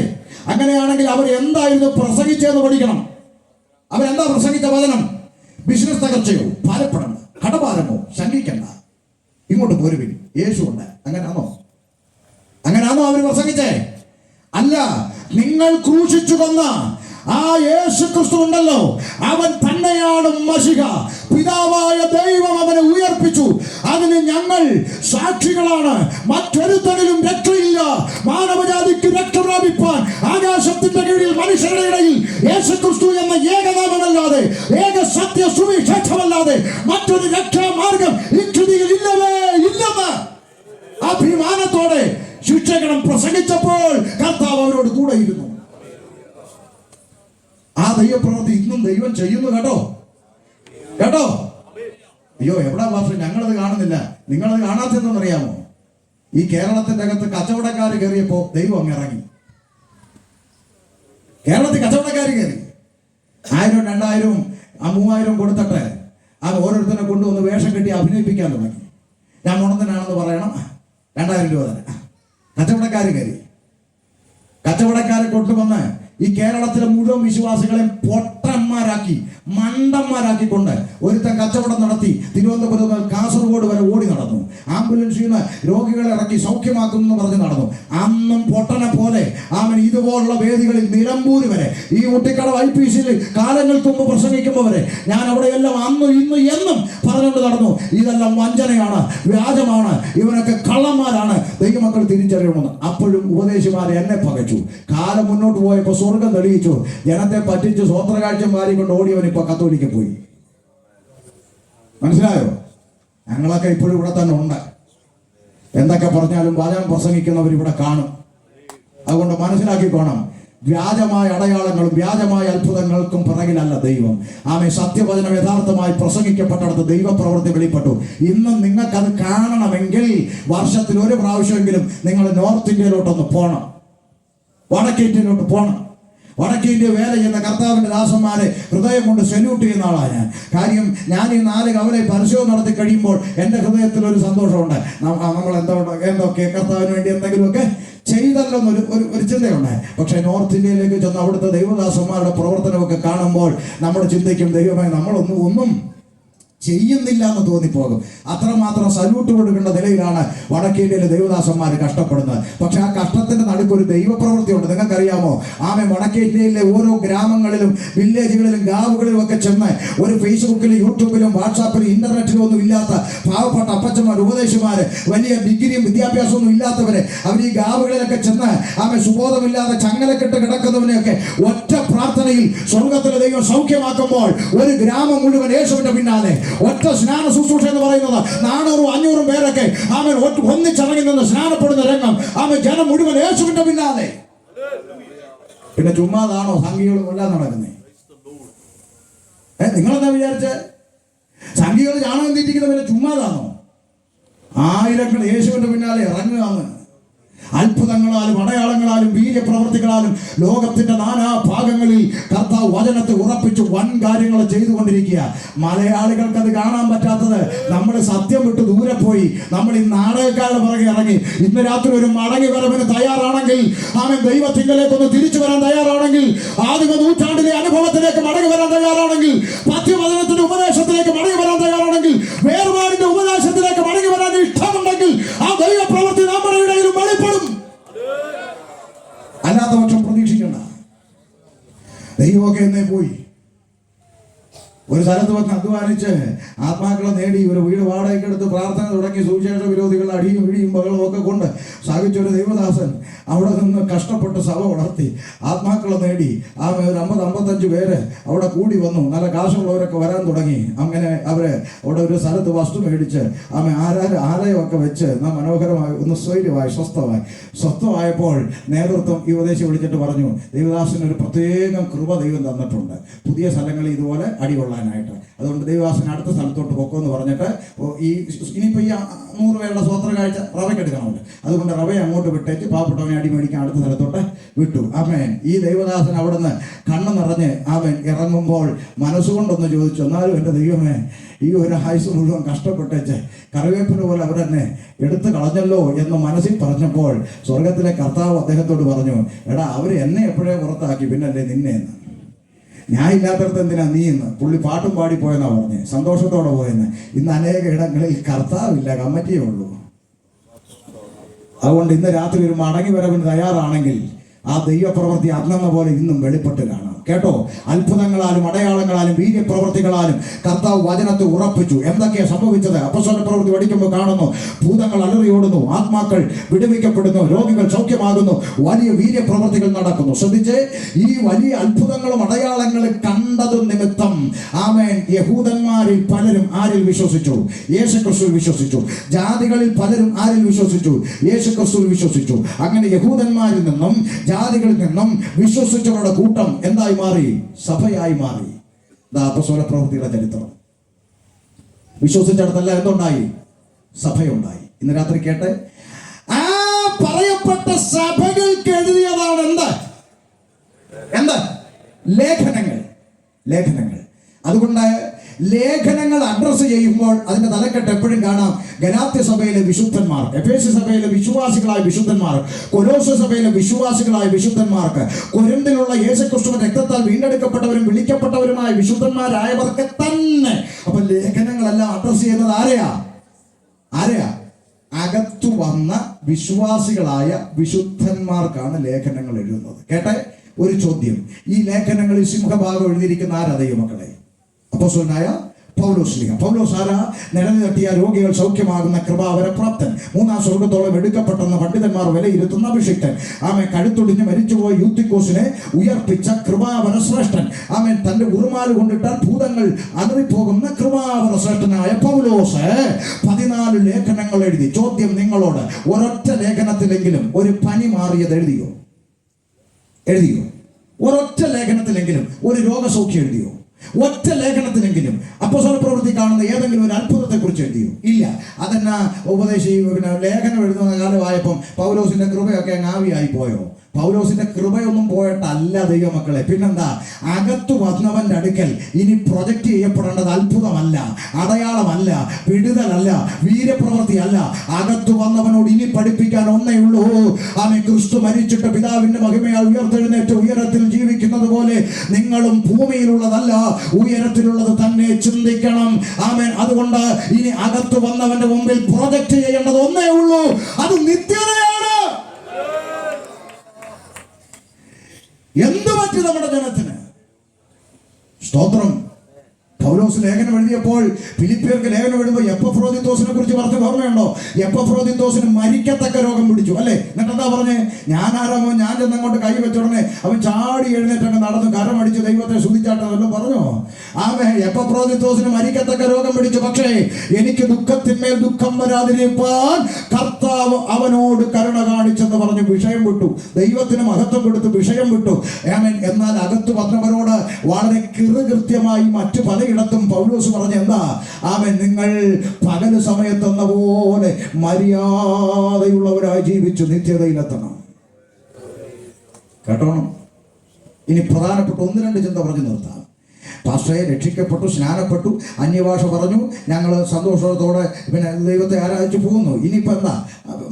ഞങ്ങൾ കർത്താവ് വരുന്നു പോകുന്നു, അങ്ങനല്ലേ? അങ്ങനാണോ? ഒന്ന് ചോദിച്ചോട്ടെ. അങ്ങനെ അവൻ ഒരു വ്യക്തി രക്ഷിക്കപ്പെട്ടു, സ്നാനപ്പെട്ടു, അന്യഭാഷ പറഞ്ഞു, ഇനി കർത്താവ് വരുന്നു പോകുന്നു, ആണെങ്കിൽ ദൈവദാസന്മാരോടും കൂടെ എൻ്റെ ഒരു ചിന്ത പറയുക. അങ്ങനാണെങ്കിൽ ബൈബിളിൻ്റെ പുസ്തകക്രമം എങ്ങനെ വരണമായിരുന്നു പാസ്റ്ററെ? മത്തായി, മാർക്കോസ്, ലൂക്കോസ്, യോഹന്നാൻ. ഒരു വ്യക്തി രക്ഷിക്കപ്പെടാൻ ആവശ്യം സുവിശേഷം. 4 പുസ്തകമായിട്ട് എഴുതി തന്നിട്ടുണ്ട് സുവിശേഷം. പിന്നെ ഒരു ഇച്ചിരി അത്ഭുത അടയാളമൊക്കെ ഇല്ലെങ്കിൽ ഒരു ഗുമ്മില്ല. അതുകൊണ്ട് അപ്പോസ്തല പ്രവൃത്തി ഇരിക്കട്ടെ. ഒരു വ്യക്തി രക്ഷിക്കപ്പെട്ടു, സ്നാനപ്പെട്ടു, അന്യഭാഷ പറഞ്ഞു, ഇച്ചിരി അത്ഭുതമുണ്ട്, അടയാളമുണ്ട്, എല്ലാം ഉണ്ട്. ഇനി കർത്താവ് വരുന്നു, നമ്മൾ പോകുന്നു. അങ്ങനെയാണെങ്കിൽ പുസ്തകക്രമം എങ്ങനെ വരണം? മത്തായി, മാർക്കോസ്, ലൂക്കോസ്, യോഹന്നാൻ, അപ്പോസ്തല പ്രവൃത്തി പ്ലസ് വെളിപ്പാട്. പോരെ? പക്ഷെ അതിന്റെ ഇടയ്ക്ക് കിടക്കുക എന്ത്? ലേഖനങ്ങൾ. കേട്ടെ, രക്ഷിക്കപ്പെട്ട് സ്നാനപ്പെട്ട് ആത്മനിർഭരം പ്രാപിച്ച് അന്യഭാഷ പറഞ്ഞ് ഇനി കർത്താവ് വരുന്നു പോകുന്നു എന്നായിരുന്നെങ്കിൽ ഈ അകത്തു വന്ന ലേഖനത്തിൽ അകത്തു വന്ന വിശുദ്ധന്മാരോട് പറയാ. കേട്ടോണേ, ഗലാത്യ ലേഖനത്തിൽ പൗലോസ് പറയുക, ആകയാൽ ജഡത്തിന്റെ പ്രവർത്തികളോ ദുർനടപ്പ്, അശുദ്ധി, ദുഷ്കാമം, വിഗ്രഹാരാധന, ആഭിചാരം, പക, പിണക്കം, ജാരശങ്ക, ക്രോധം, ശാഠ്യം, തൊന്നപക്ഷം, ഭിന്നത, അസൂയ, മദ്യപാനം, വെറിക്കൂത്ത്, ഈ വക പ്രവർത്തിക്കുന്നവർ ദൈവരാജ്യം അവകാശമാക്കുകയില്ലെന്ന് ഞാൻ മുമ്പേ പറഞ്ഞതുപോലെ നിങ്ങളോട് ആരാ നിങ്ങൾ? രക്ഷിക്കപ്പെട്ട് സ്നാനപ്പെട്ട് അന്യഭാഷ പറഞ്ഞ് 2 തമ്പേർ അടിച്ചു പൊട്ടിച്ച് 3ാമത്തെ കുമ്പനാട്ട് പോയി മേടിച്ച ടീമാ. പക്ഷേ കാര്യമില്ല. അവരോട് പറയുക, നിങ്ങൾ ജഡത്തിന്റെ പ്രവർത്തികളെ അവസാനിപ്പിച്ചില്ലെങ്കിൽ ദൈവരാജ്യത്തിൽ നിങ്ങൾ കേറത്തില്ലെന്ന്. അതുകൊണ്ട് സ്നാനം മുങ്ങി തികഞ്ഞു എന്ന് പറഞ്ഞിരിക്കല്ലേ. പ്രമാണം ദൈവസഭയ്ക്കുണ്ട്. സ്തോത്രം.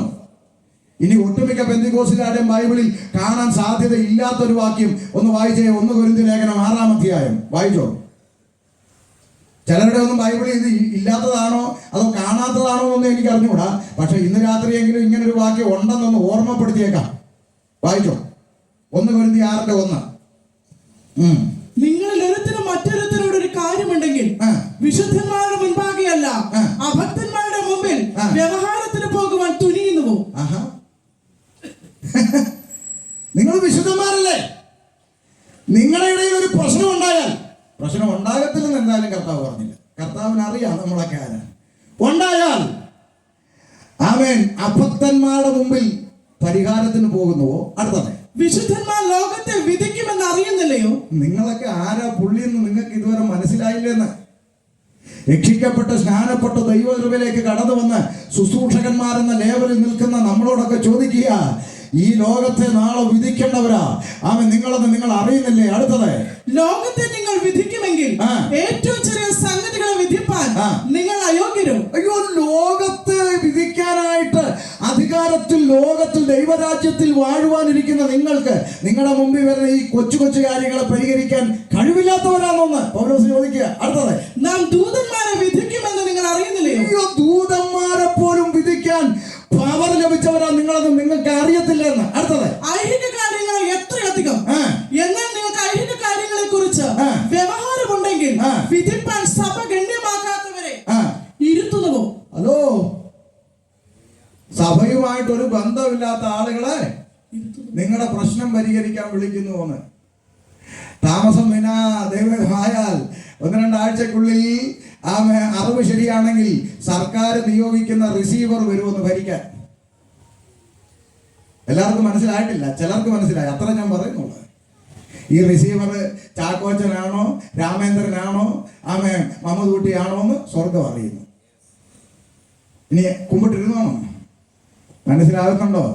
ഈ അധ്യായമൊക്കെ ഏതെങ്കിലും ഒരുത്തന്റെ ബൈബിളിൽ ഉണ്ടെന്ന് ബോധ്യം ഉണ്ടായിരുന്നെങ്കിൽ എന്ത് ചെയ്യുമായിരുന്നു? വായിലെ നിങ്ങൾക്ക് ലജ്ജിക്കാൻ ഞാൻ ചോദിക്കുന്നു, നിങ്ങൾക്ക് നാണമില്ലെന്ന് പൗലോസ് ചോദിച്ചു. പൗലോസ് ചോദിച്ചോണ്ട് കൊള്ളാം, ഞാൻ ചോദിച്ചോണ്ട് എന്നെ ഇപ്പൊ വരട്ടി പുറത്താക്കാൻ ശ്രമിക്കുക. നാണമില്ലെന്ന് ഞാൻ ചോദിച്ചതിന് ഇപ്പൊ യോഗ സ്ഥലത്തെല്ലാം വിളിച്ചു പറയാം, പുള്ളിയെ മാറ്റിയില്ലെങ്കിൽ നിങ്ങൾ സെന്ററിൽ നിന്ന് എന്ത് ചെയ്യണം? വേർപെട്ട് നിൽക്കണമെന്ന്. ഈ അടിമ കണ്ണുകളെല്ലാം പേടിച്ചിട്ട് പറയാം മാറ്റിയേക്കാവേ. പിന്നെ ഞാനിപ്പോൾ വേദി ചോദിച്ച് നടക്കുകയല്ലേ, കുഞ്ഞാച്ചാനോട് ആവുന്നതും പറഞ്ഞതാ, വേറെ ആരെങ്കിലും വിളിക്ക് വരുന്നില്ലെന്ന്. അല്ല 2 വർഷം ആയില്ലേ, വാന്ന് പറഞ്ഞ് വിളിക്കുക. ഞാൻ ഈ വേദി ഒന്നും അങ്ങനാണെങ്കിൽ ഇവിടെ നിലമ്പൂരിൽ ആദ്യമായിട്ട് പ്രസംഗിക്കാൻ വന്നപ്പോൾ ഇവിടെ ഉള്ള ഈ മലബാറിലെ അഭിഷിക്തന്മാരെല്ലാം എത്ര സ്നേഹത്തോടെ, ഇന്നും സന്തോഷത്തോടെ പറയാം, വടക്കൻ മലബാറിലേക്ക് വരുമ്പോൾ ഞാൻ എവിടെയും കാണുന്നൊരു കാഴ്ച, ദൈവദാസന്മാർ സംഘടനാ വ്യത്യാസമില്ലാതെ സ്നേഹത്തോടെ ചേർന്ന് യോഗത്തിന് വരുന്നത് മലബാറിലേ കണ്ടിട്ടുള്ളൂ. ഒരലമ്പുമില്ല.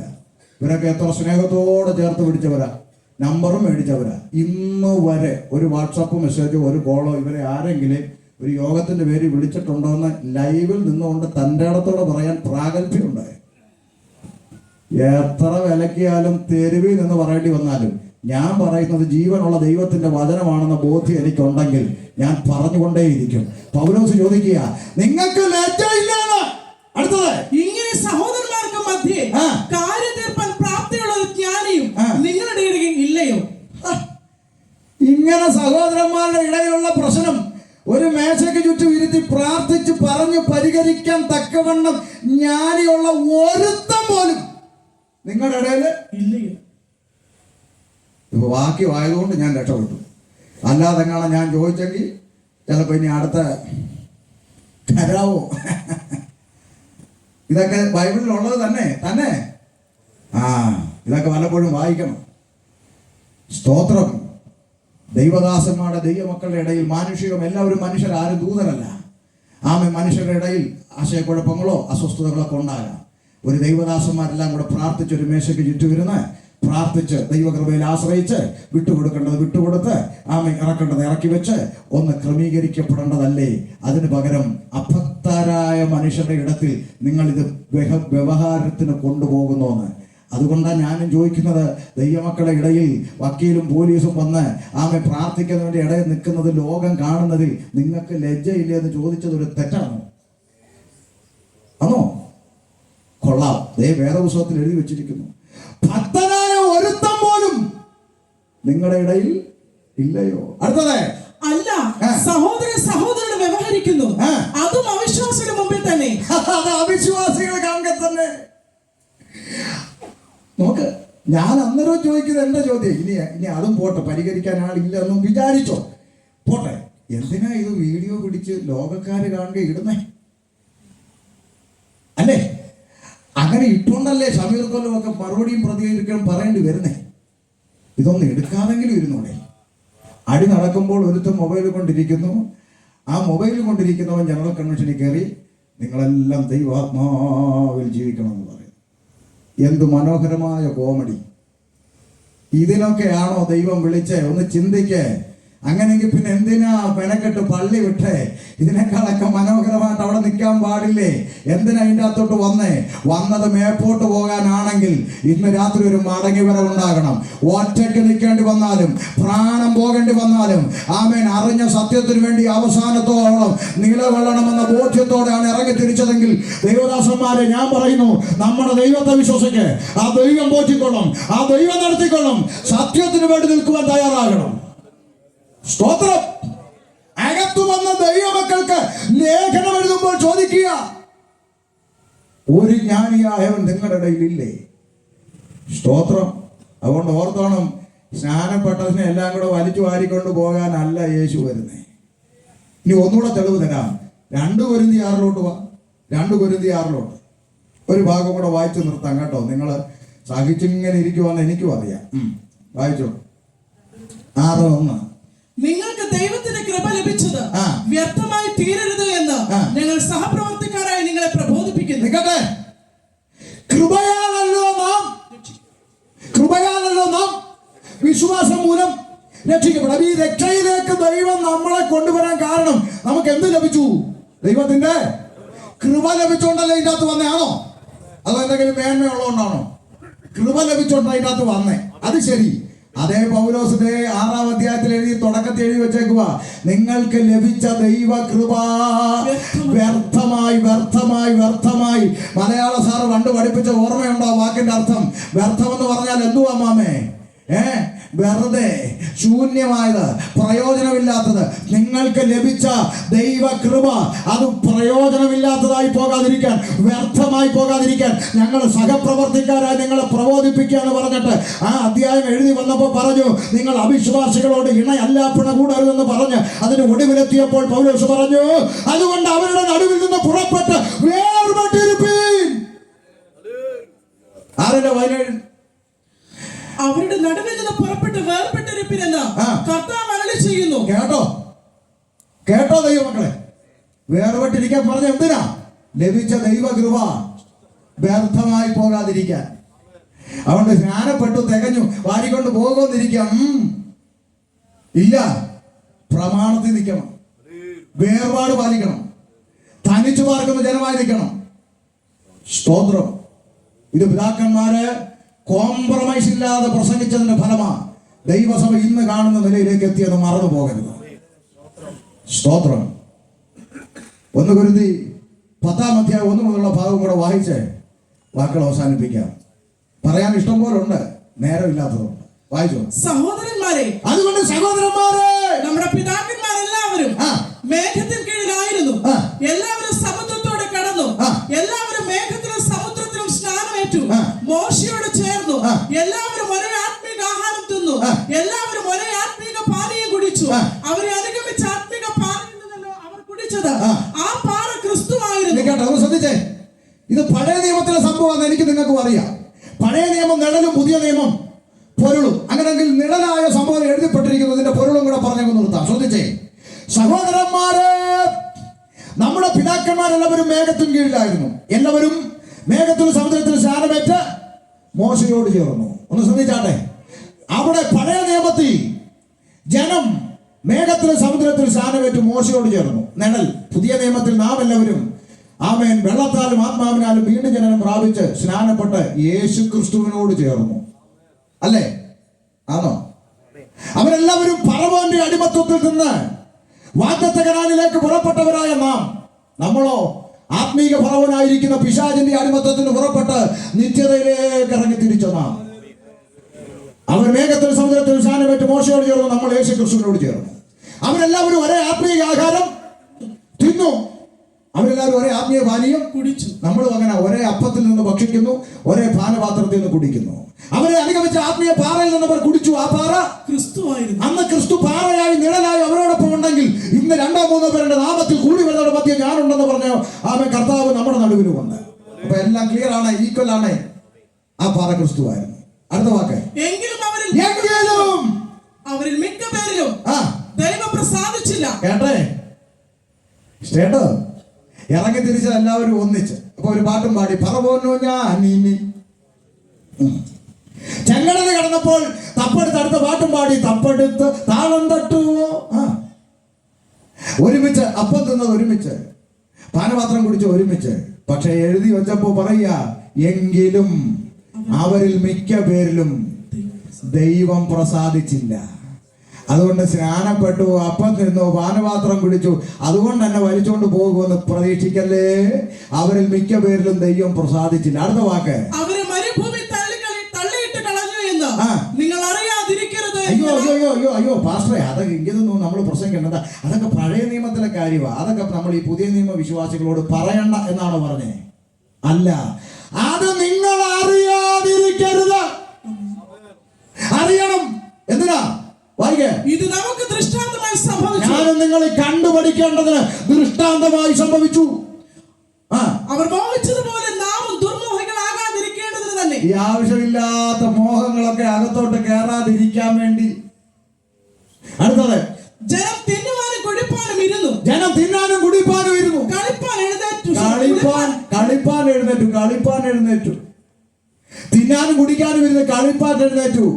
യുദ്ധക്കളം, പോർക്കളം ഇപ്പൊ കളിക്കളമായി മാറി. ഇതിപ്പോ കുഞ്ഞുകളിയായി മാറി.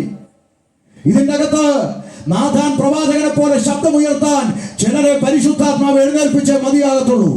ഇതിനകത്ത് ദൈവത്തിന് വേണ്ടി സംസാരിപ്പാൻ ചിലരെ എഴുന്നേൽപ്പിച്ചേ മതിയാകത്തുള്ളൂ. ഇത് കളിക്കളമല്ല, ഇത് യുദ്ധക്കളമാണ്. ഇത് ആത്മീയ പോർക്കളമാണ്.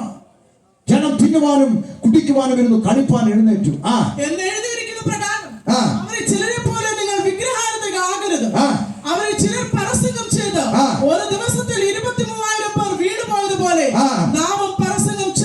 നാമും വീണു പോകാതിരിക്കാൻ വേണ്ടി ബുദ്ധി ഉപദേശത്തിനായി എഴുതിയതാ.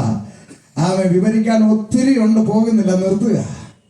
അതുകൊണ്ട് രക്ഷിക്കപ്പെട്ടു, സ്നാനപ്പെട്ട, അന്യഭാഷ പറഞ്ഞു, എവിടൊക്കെയോ വിശ്വാസ ജീവിതത്തിന്റെ ഗൗരവം അങ്ങ് പോയട്ടെ, ഇനി യേശു എന്നെ അങ്ങ് വലിച്ചോണ്ട് പോയിക്കോളൂ എന്ന് പറഞ്ഞ് എവിടെങ്കിലും അല്പം ഒന്ന് പാളിപ്പോയെങ്കിൽ ഇന്ന് രാത്രി പഥ്യവചനത്തിന്റെ ഉപദേശത്തിലേക്ക്, വിശ്വാസ ജീവിതത്തിന്റെ ഗൗരവത്തിലേക്ക് ഒന്ന് മടങ്ങി വരണമെന്ന് ഓർപ്പിക്കുക.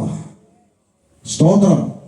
ആ വായിച്ച കുറിവാക്യത്തിലോട്ടൊന്ന് ഓടി വരാം. 2 തെസ്സലോനിക്യ ലേഖനം 2:9 മുതൽ ഒന്ന് വായിച്ചിട്ട് നമുക്ക് പ്രാർത്ഥിക്കാം. വായിച്ചോ, 9 മുതൽ. ആമേൻ. വായിച്ചോ. അധർമ്മമൂർത്തിയുടെ പ്രത്യക്ഷത നശിച്ചു പോകുന്നവർക്ക്, അധർമ്മമൂർത്തിയുടെ പ്രത്യക്ഷത നശിച്ചു പോകുന്നവർക്ക്, സാത്താന്റെ വ്യാപാര ശക്തിക്ക് ഒത്തവണ്ണം വ്യാജമായ സകല ശക്തിയോടും അടയാളങ്ങളോടും അത്ഭുതങ്ങളോടും അനീതിയുടെ സകല വഞ്ചനയോടും കൂടി ആയിരിക്കും. കണ്ടോ, നശിച്ചു പോകുന്നവർക്ക് എന്തു മതി? അത്ഭുതവും അടയാളവും. ഈ വ്യാജമായ അത്ഭുതങ്ങളുടെയൊക്കെ പുറകെ നടക്കും. ആരാ നടക്കുന്നേ? നശിച്ചു പോകുന്നവരെ. മേപ്പോട്ട് പോകാൻ ആഗ്രഹമില്ലാത്തവർ ഇതിന്റെയൊക്കെ പുറകെ നടക്കും. വ്യാജമായ അത്ഭുതങ്ങളോടും അടയാളങ്ങളോടും കൂടെ ഒക്കെ ആയിരിക്കും. അടുത്തത്, അവ രക്ഷിക്കപ്പെടുവാൻ തക്കവണ്ണം സത്യത്തെ സ്നേഹിച്ച് കൈക്കൊള്ളായികയാൽ തന്നെ അങ്ങനെ ഭവിക്കും. സത്യത്തെ വിശ്വസിക്കാതെ, ഈ വാക്യം ഒന്ന് ഹൃദയപലകെ കുറിച്ചിട്ടിട്ട് പോക്കോ. സത്യത്തെ വിശ്വസിക്കാതെ അനീതിയിൽ രസിക്കുന്ന ഏവർക്കും ന്യായവിധി വരേണ്ടതിന് ദൈവം അവർക്ക് വിശ്വസിക്കുമാറ് വ്യാജത്തിന്റെ വ്യാപാര ശക്തി അയക്കുന്നു. ഈ കാണുന്ന ഭോഷ്കുകളൊക്കെ ആ കുഴപ്പമില്ലെന്ന് അങ്ങ് വിശ്വസിക്കാൻ വേണ്ടി ദൈവം തന്നെ അവരെ ഏൽപ്പിച്ചു കൊടുത്തേക്കുക. എന്തിനാ? ന്യായവിധി വരേണ്ടതിന്. ദൈവം അവർക്ക് പോസ്റ്റ് വിശ്വസിക്കുമാറ് വ്യാജത്തിന്റെ വ്യാപാര ശക്തിയിൽ ഏൽപ്പിച്ചു കൊടുത്തിരിക്കുന്നു. അടുത്ത വാക്ക്, ഞങ്ങളോ കർത്താവിൽ പ്രിയരായ സഹോദരന്മാരെ, എന്നാൽ ഞങ്ങളോ കർത്താവിൽ പ്രിയരായ സഹോദരന്മാരെ, ദൈവം നിങ്ങളെ ആദ്യം മുതൽ ആത്മാവിന്റെ വിശുദ്ധീകരണത്തിലും സത്യത്തിന്റെ വിശ്വാസത്തിലും രക്ഷയ്ക്കായി തിരഞ്ഞെടുത്തത് കൊണ്ട് നിങ്ങൾ നിമിത്തം ദൈവത്തെ എപ്പോഴും സ്തുതിപ്പാൻ കടപ്പെട്ടിരിക്കുന്നു. നമ്മുടെ കർത്താവായ യേശുക്രിസ്തുവിന്റെ മഹത്വം പ്രാപിപ്പാനല്ലോ അവൻ ഞങ്ങളുടെ സുവിശേഷ ഘോഷണത്താൽ നിങ്ങൾ രക്ഷയ്ക്ക് വിളിച്ചത്. ആകയാൽ സഹോദരന്മാരെ, നിങ്ങൾ ഉറച്ചു നിന്ന് നിങ്ങൾ വാക്കിനാലോ ലേഖനത്താലോ ഉപദേശിച്ചു തന്ന പ്രമാണങ്ങളെ മുറുകെ പിടിച്ചുകൊള്ളു. പുസ്തകം അടച്ചേ. അതുകൊണ്ട് സഹോദരന്മാരെ, നമ്മുടെ കർത്താവായ യേശുക്രിസ്തുവിന്റെ മഹത്വം പ്രാപിപ്പാനല്ലോ അവൻ ഞങ്ങളുടെ സുവിശേഷ ഘോഷണത്താൽ നിങ്ങളെ രക്ഷയ്ക്ക് വിളിച്ചത്. ഒന്ന് തിരിഞ്ഞു നോക്കിയാൽ മതി. ഇന്ന് രാത്രി യോഗ കഴിച്ച് വീട്ടിൽ ചെല്ലുമ്പോഴും ഉറങ്ങാൻ കിടക്കുമ്പോഴൊക്കെ ഒന്ന് തിരിഞ്ഞു നോക്കിയാൽ മതി. എന്തിനാണ് ഈ അനുഭവത്തിലേക്ക് എൻ്റെ ദൈവം എന്നെ വിളിച്ചത്? എന്തിനാ ഞാൻ ഇറങ്ങി തിരിച്ചേ? ഇന്ന് കാണുന്ന ഈ മിമിക്രി കളിക്ക് കൈയടിക്കാനാണോ? അല്ല, നിത്യതയിലെത്തുവാൻ, കാഹളനാദത്തിങ്കൽ എടുക്കപ്പെടുവാൻ, കർത്താവിന്റെ വരവിൽ ചേർക്കപ്പെടുവാൻ. അതിനെന്ത് ചെയ്യണം? ഞങ്ങൾ വാക്കിനാലോ ലേഖനത്താലോ ഉപദേശിച്ചു തന്ന പ്രമാണങ്ങളെ മുറുകെ പിടിക്കണം. ദൈവമക്കളെ സ്നേഹത്തിൽ ഓർപ്പിക്കട്ടെ. ലോക സംഭവങ്ങളെല്ലാം, ആത്മീയത്തിന്റെ അകത്തും പുറത്തും നടക്കുന്ന സംഭവങ്ങളെല്ലാം ഒരുപോലെ വിളിച്ചറിയിക്കുന്ന ഒറ്റ സത്യമേ ഉള്ളൂ: താമസം വിനാ കാഹളം മുഴങ്ങും. നമ്മുടെ കർത്താവിന്റെ മടങ്ങി വരവ് സംഭവിക്കും. ഒരു കൂട്ടത്തെ മുഴുവൻ എതിർത്ത് ഇറങ്ങിത്തിരിച്ച് ഒറ്റപ്പെട്ട് നിന്നിട്ട് കൈവിടപ്പെട്ടു പോകാൻ ഇടയാകാതിരിക്കേണ്ടതിന് പ്രമാണത്തെ മുറുകെ പിടിച്ച് ദൈവസഭയുടെ പഥ്യോപദേശത്തിൽ നിലനിന്ന് വചനത്തിന് വേണ്ടി ജീവിച്ച്, തല പോയാലും വചനം വിട്ടൊരു കളിക്ക് ഞാൻ കൈയടിക്കത്തില്ലെന്ന് പറയാൻ തൻ്റെ ഇടത്തോടെ ജീവിച്ച് കർത്താവിന്റെ വരവിൽ എടുക്കപ്പെടുവാൻ ഈ സന്ദേശം നിങ്ങൾക്ക് ഉപകാരമായി തീരട്ടെ എന്ന് ഓർപ്പിച്ച് വാക്കുകളിൽ നിന്ന് വിരാമം കുറിക്കുന്നു. ദൈവം നിങ്ങളെ അനുഗ്രഹിക്കട്ടെ. പ്രാർത്ഥനയ്ക്കായി നമ്മുടെ കണ്ണുകളെ അടയ്ക്കാം. നമ്മുടെ കർത്താവായ യേശുക്രിസ്തുവിന്റെ മഹത്വം പ്രാപിപ്പാനല്ലോ അവൻ ഞങ്ങളുടെ സുവിശേഷ ഘോഷണത്താൽ നിങ്ങളെ രക്ഷയ്ക്കായി വിളിച്ചത്. ഇന്ന് രാത്രി ദൈവദാസനിലൂടെ നമ്മുടെ നിത്യതയെ ഉറപ്പാക്കേണ്ടതിന് അനിവാര്യമായ ആത്മീക സന്ദേശം കർത്താവ് നമുക്ക് നൽകി. ദൈവത്തിന്റെ രക്ഷണീയ പ്രവൃത്തിയെക്കുറിച്ച് ഇന്ന് രാത്രി പരിശുദ്ധാത്മാവ് നമ്മോട് സംസാരിച്ചു. ഇവിടെ കേട്ട ദൈവവചനങ്ങൾ, ആ ദൈവവചന സത്യങ്ങൾ നമ്മുടെ ജീവിതത്തിൽ ഉപകാരമായി ഭവിക്കട്ടെ. കർത്താവിന്റെ ദാസനെ ദൈവം പിന്നെയും ശക്തമായി ഉപയോഗിക്കട്ടെ. ഇന്ത്യയിലും കേരളത്തിലും ലോകത്തിലെ വിവിധ രാജ്യങ്ങളിലും ദൈവം അയക്കുന്ന സ്ഥലങ്ങളിലൊക്കെ കർത്താവിന്റെ നാവായിട്ട് നിലകൊള്ളുവാൻ ദൈവം തന്റെ അഭിഷിക്തനെ ബലപ്പെടുത്തട്ടെ. നമുക്ക് ദൈവത്തോട് പ്രാർത്ഥിക്കാം. ഇന്ന് രാത്രിയിലും ഈ യോഗത്തെ എത്രത്തോളം ദൈവം അനുഗ്രഹിച്ചല്ലോ. നാളെയും മറ്റന്നാളും ശനിയാഴ്ചയും ഒക്കെ നടക്കുന്ന യോഗങ്ങൾ ദേശത്തിനും കടന്നു വരുന്നവർക്കും ഇവിടെയുള്ള ദൈവസഭകൾക്കുമൊക്കെ വലിയ അനുഗ്രഹത്തിന്, മാനസാന്തരത്തിന്, യഥാസ്ഥാനത്തിന് കാരണമായി ദൈവത്തിന്റെ പരിശുദ്ധാത്മാവ് മാറ്റട്ടെ. ദൈവത്തിന് നമുക്ക് നന്ദിയോടെ സ്തോത്രം ചെയ്യാം. കടന്നു വന്ന ദൈവമക്കളെ കർത്താവ് അനുഗ്രഹിക്കട്ടെ, ഈ ദേശത്തെ അനുഗ്രഹിക്കട്ടെ. ദൈവത്തിന് സ്തോത്രം. ഇവിടെ ഗാനങ്ങൾ ആലപിക്കുന്ന വോയിസ് ഓഫ് നസ്രത്ത് എന്ന് പറയുന്ന ഈ ടീമിനെ ദൈവം അനുഗ്രഹിക്കട്ടെ. നമുക്കെല്ലാവർക്കും ദൈവസന്നിധിയിൽ പ്രാർത്ഥിക്കാം. നമ്മളെല്ലാവരും പ്രാർത്ഥിക്കുമ്പോൾ കർത്താവിന്റെ ദാസൻ വർഗീസ് യോഹന്നാൻ മുൻപോട്ട് കടന്നു വന്ന് പ്രാർത്ഥിച്ച് ആശീർവാദം പറഞ്ഞ് ഈ യോഗം അവസാനിപ്പിക്കും. നമുക്ക് പ്രാർത്ഥിക്കാം. പരിശുദ്ധത്തിനുമായ ഞങ്ങളുടെ ദൈവമേ, സ്വർഗ്ഗസ്ഥ പിതാവേ, അനുഗ്രഹീതമായ നല്ല സമയത്തിനായി ഞങ്ങൾ നിന്നെ സ്തുതിക്കുന്നു, സ്തോത്രം ചെയ്യുന്നു. നിന്റെ കൃപയിൽ ആശ്രയിച്ചുകൊണ്ട് കഴിഞ്ഞ 36 വർഷമായിട്ട് ഈ പ്രദേശത്ത് നടത്തുന്ന ഈ സുവിശേഷ മഹായോഗത്തിൻ്റെ 2ാമത്തെ രാത്രിയിൽ ഞങ്ങൾ ദൈവസന്നിധിയിലേക്ക് കടന്നു വരുവാനും അനുഗ്രഹീതമായ ദൈവീയ ആലോചനകളെ കേൾക്കുവാനെ കൊണ്ട് നീ കൃപ അതിനായി ഞങ്ങൾ നിന്നെ സ്തുതിക്കുന്നു. കർത്താവിൻ്റെ അഭിഷിക്തനെ കർത്താവേ, ഇന്ന് രാത്രികാലം അത് ഞങ്ങളോട് സംസാരിപ്പാൻ്റെ കൊണ്ട് ഈ ദേശത്തേക്ക് അയച്ചതിനായി സ്തോത്രം. പിന്നെയും നിന്റെ മകനെ നീ ബലപ്പെടുത്തുകയും കർത്താവിൻ്റെ പേരുടെ കെട്ടുപണിക്ക് വേണ്ടി ശക്തമായിട്ട് നിലനിൽക്കുവാൻ്റെ കൊണ്ട് നീ ഉപയോഗിക്കുകയും ചെയ്യുമാറാകണമെന്ന് പ്രാർത്ഥിക്കുന്ന കർത്താവേ, ഇവിടെ കർത്താവേ, ഞങ്ങൾ കേൾക്കപ്പെട്ടതായ ദൈവത്തിൻ്റെ വചനത്തിന് മുമ്പിൽ അടികളെ ഒരു നിമിഷം കൂടെ സമർപ്പിച്ചുകൊണ്ട് നിത്യതയ്ക്ക് വേണ്ടി ഞങ്ങളെ തന്നെ ഒരുക്കുവാൻ, ആ ദൈവരാജ്യത്തിൻ്റെ കെട്ടുപണിക്ക് വേണ്ടി ഞങ്ങളെ തന്നെ സമ്പൂർണ്ണമായി സമർപ്പിച്ചുകൊണ്ട് ജീവനുള്ള വചനത്തെ താഴെ പുൽകുവാൻ്റെ കോണം നീ ഞങ്ങളെ പ്രാപ്തരാക്കി എടുക്കണമെന്ന് പ്രാർത്ഥിക്കുന്ന താവേ, ഇപ്പോൾ നാഥാ ഞങ്ങൾ പിരിഞ്ഞു പോകുന്ന കൂടി സഹായിക്കണമേ. ഇത് എന്നെ ഇവിടുന്ന് ഈ മീറ്റിംഗ് സംഘടിപ്പിച്ചിരിക്കുന്നതായ നിന്റെ ദാസന്മാരെ ഓർത്ത് പ്രാർത്ഥിക്കുന്ന അവരെ അനുഗ്രഹിക്കുകയും സഹായിക്കുകയും ചെയ്യണമേ. ഇവിടുന്ന് നല്ല ഗായക സംഘത്തെ നൽകി തന്നല്ലോ, അതിനായി ഞങ്ങൾ സ്തോത്രം ചെയ്യുന്ന താവേ. ഇവിടെ കടന്നു ജനത്തെ എല്ലാം നിന്റെ കരങ്ങളിലേക്ക് ഏൽപ്പിക്കുന്ന ഇപ്പോൾ സമാധാനത്തോടെ അവർ ഭവനങ്ങളിലേക്ക് മടങ്ങി പോയിട്ട് കൂടി സഹായിക്കണം. നീ അവരെ അനുഗ്രഹിക്കണമേ. പൂഷണമറിയും ഞങ്ങളെ മറയ്ക്കണമേ. നാളെയും തുടർന്നുള്ള ദിവസങ്ങളിൽ നടക്കുന്ന ഈ മീറ്റിങ്ങുകളെല്ലാം അനുഗ്രഹപ്രദമായി തീരുവേണ്ടിയാകണമെന്ന് പ്രാർത്ഥിക്കുന്നു. അനേക ദേശത്തുനിന്ന് കടന്ന ദൈവജനം കേൾക്കുവാൻ്റെ ഗുണം ദൈവത്തിൻ്റെ പരിശുദ്ധാത്മാവ് ഇടയാകണമെന്ന് പ്രാർത്ഥിക്കുന്നു. പ്രാർത്ഥനകളും യാചനകളും കർത്താവ് കേട്ടതിനായി സ്തോത്രം ചെയ്യുന്നു. യേശു ക്രിസ്തുവിന്റെ നാമത്തിൽ പ്രാർത്ഥിക്കുന്ന കൃപയോട് കേൾക്കണമേ. സ്വർഗ്ഗസ്ഥ പിതാവേ, പിതാവായ ദൈവത്തിന്റെ സ്നേഹവും കർത്താവായ യേശു ക്രിസ്തുവിന്റെ കൃപയും ആശ്വസിപ്പിക്കുന്ന പരിശുദ്ധാത്മാവിന്റെ കൂട്ടായ്മയും സഹവാസവും നമ്മോട് നാമോത്ത് സകല വിഷയങ്ങളോടും ഭൂമിയിലുള്ള സകല വിശുദ്ധന്മാരോടും കൂടെ ഇന്ന് മുതൽ കർത്താവിന്റെ 2ാമത്തെ വരെയും ഉണ്ടായിരിക്കുമാറാകട്ടെ. അറക്കപ്പെട്ട കുഞ്ഞാടിന്റെ മഹത്വം. ആമീൻ. കർത്താവായ യേശുവേ, കടന്നു വന്ന എല്ലാവരോടുള്ള നന്ദി അറിയിക്കുന്നു. ദൈവദാസനോടുള്ള നന്ദി അറിയിക്കുന്നു. നാളെയും മറ്റന്നാളും പാസ്റ്റർ അനീഷ് കാവാലം ഇവിടെ ദൈവജനം ശുശ്രൂഷിക്കുന്നതാണ്. എല്ലാ പ്രിയപ്പെട്ടവരും പ്രാർത്ഥനയോടെ കടന്നു വരണമെന്ന് അറിയിക്കുന്നു.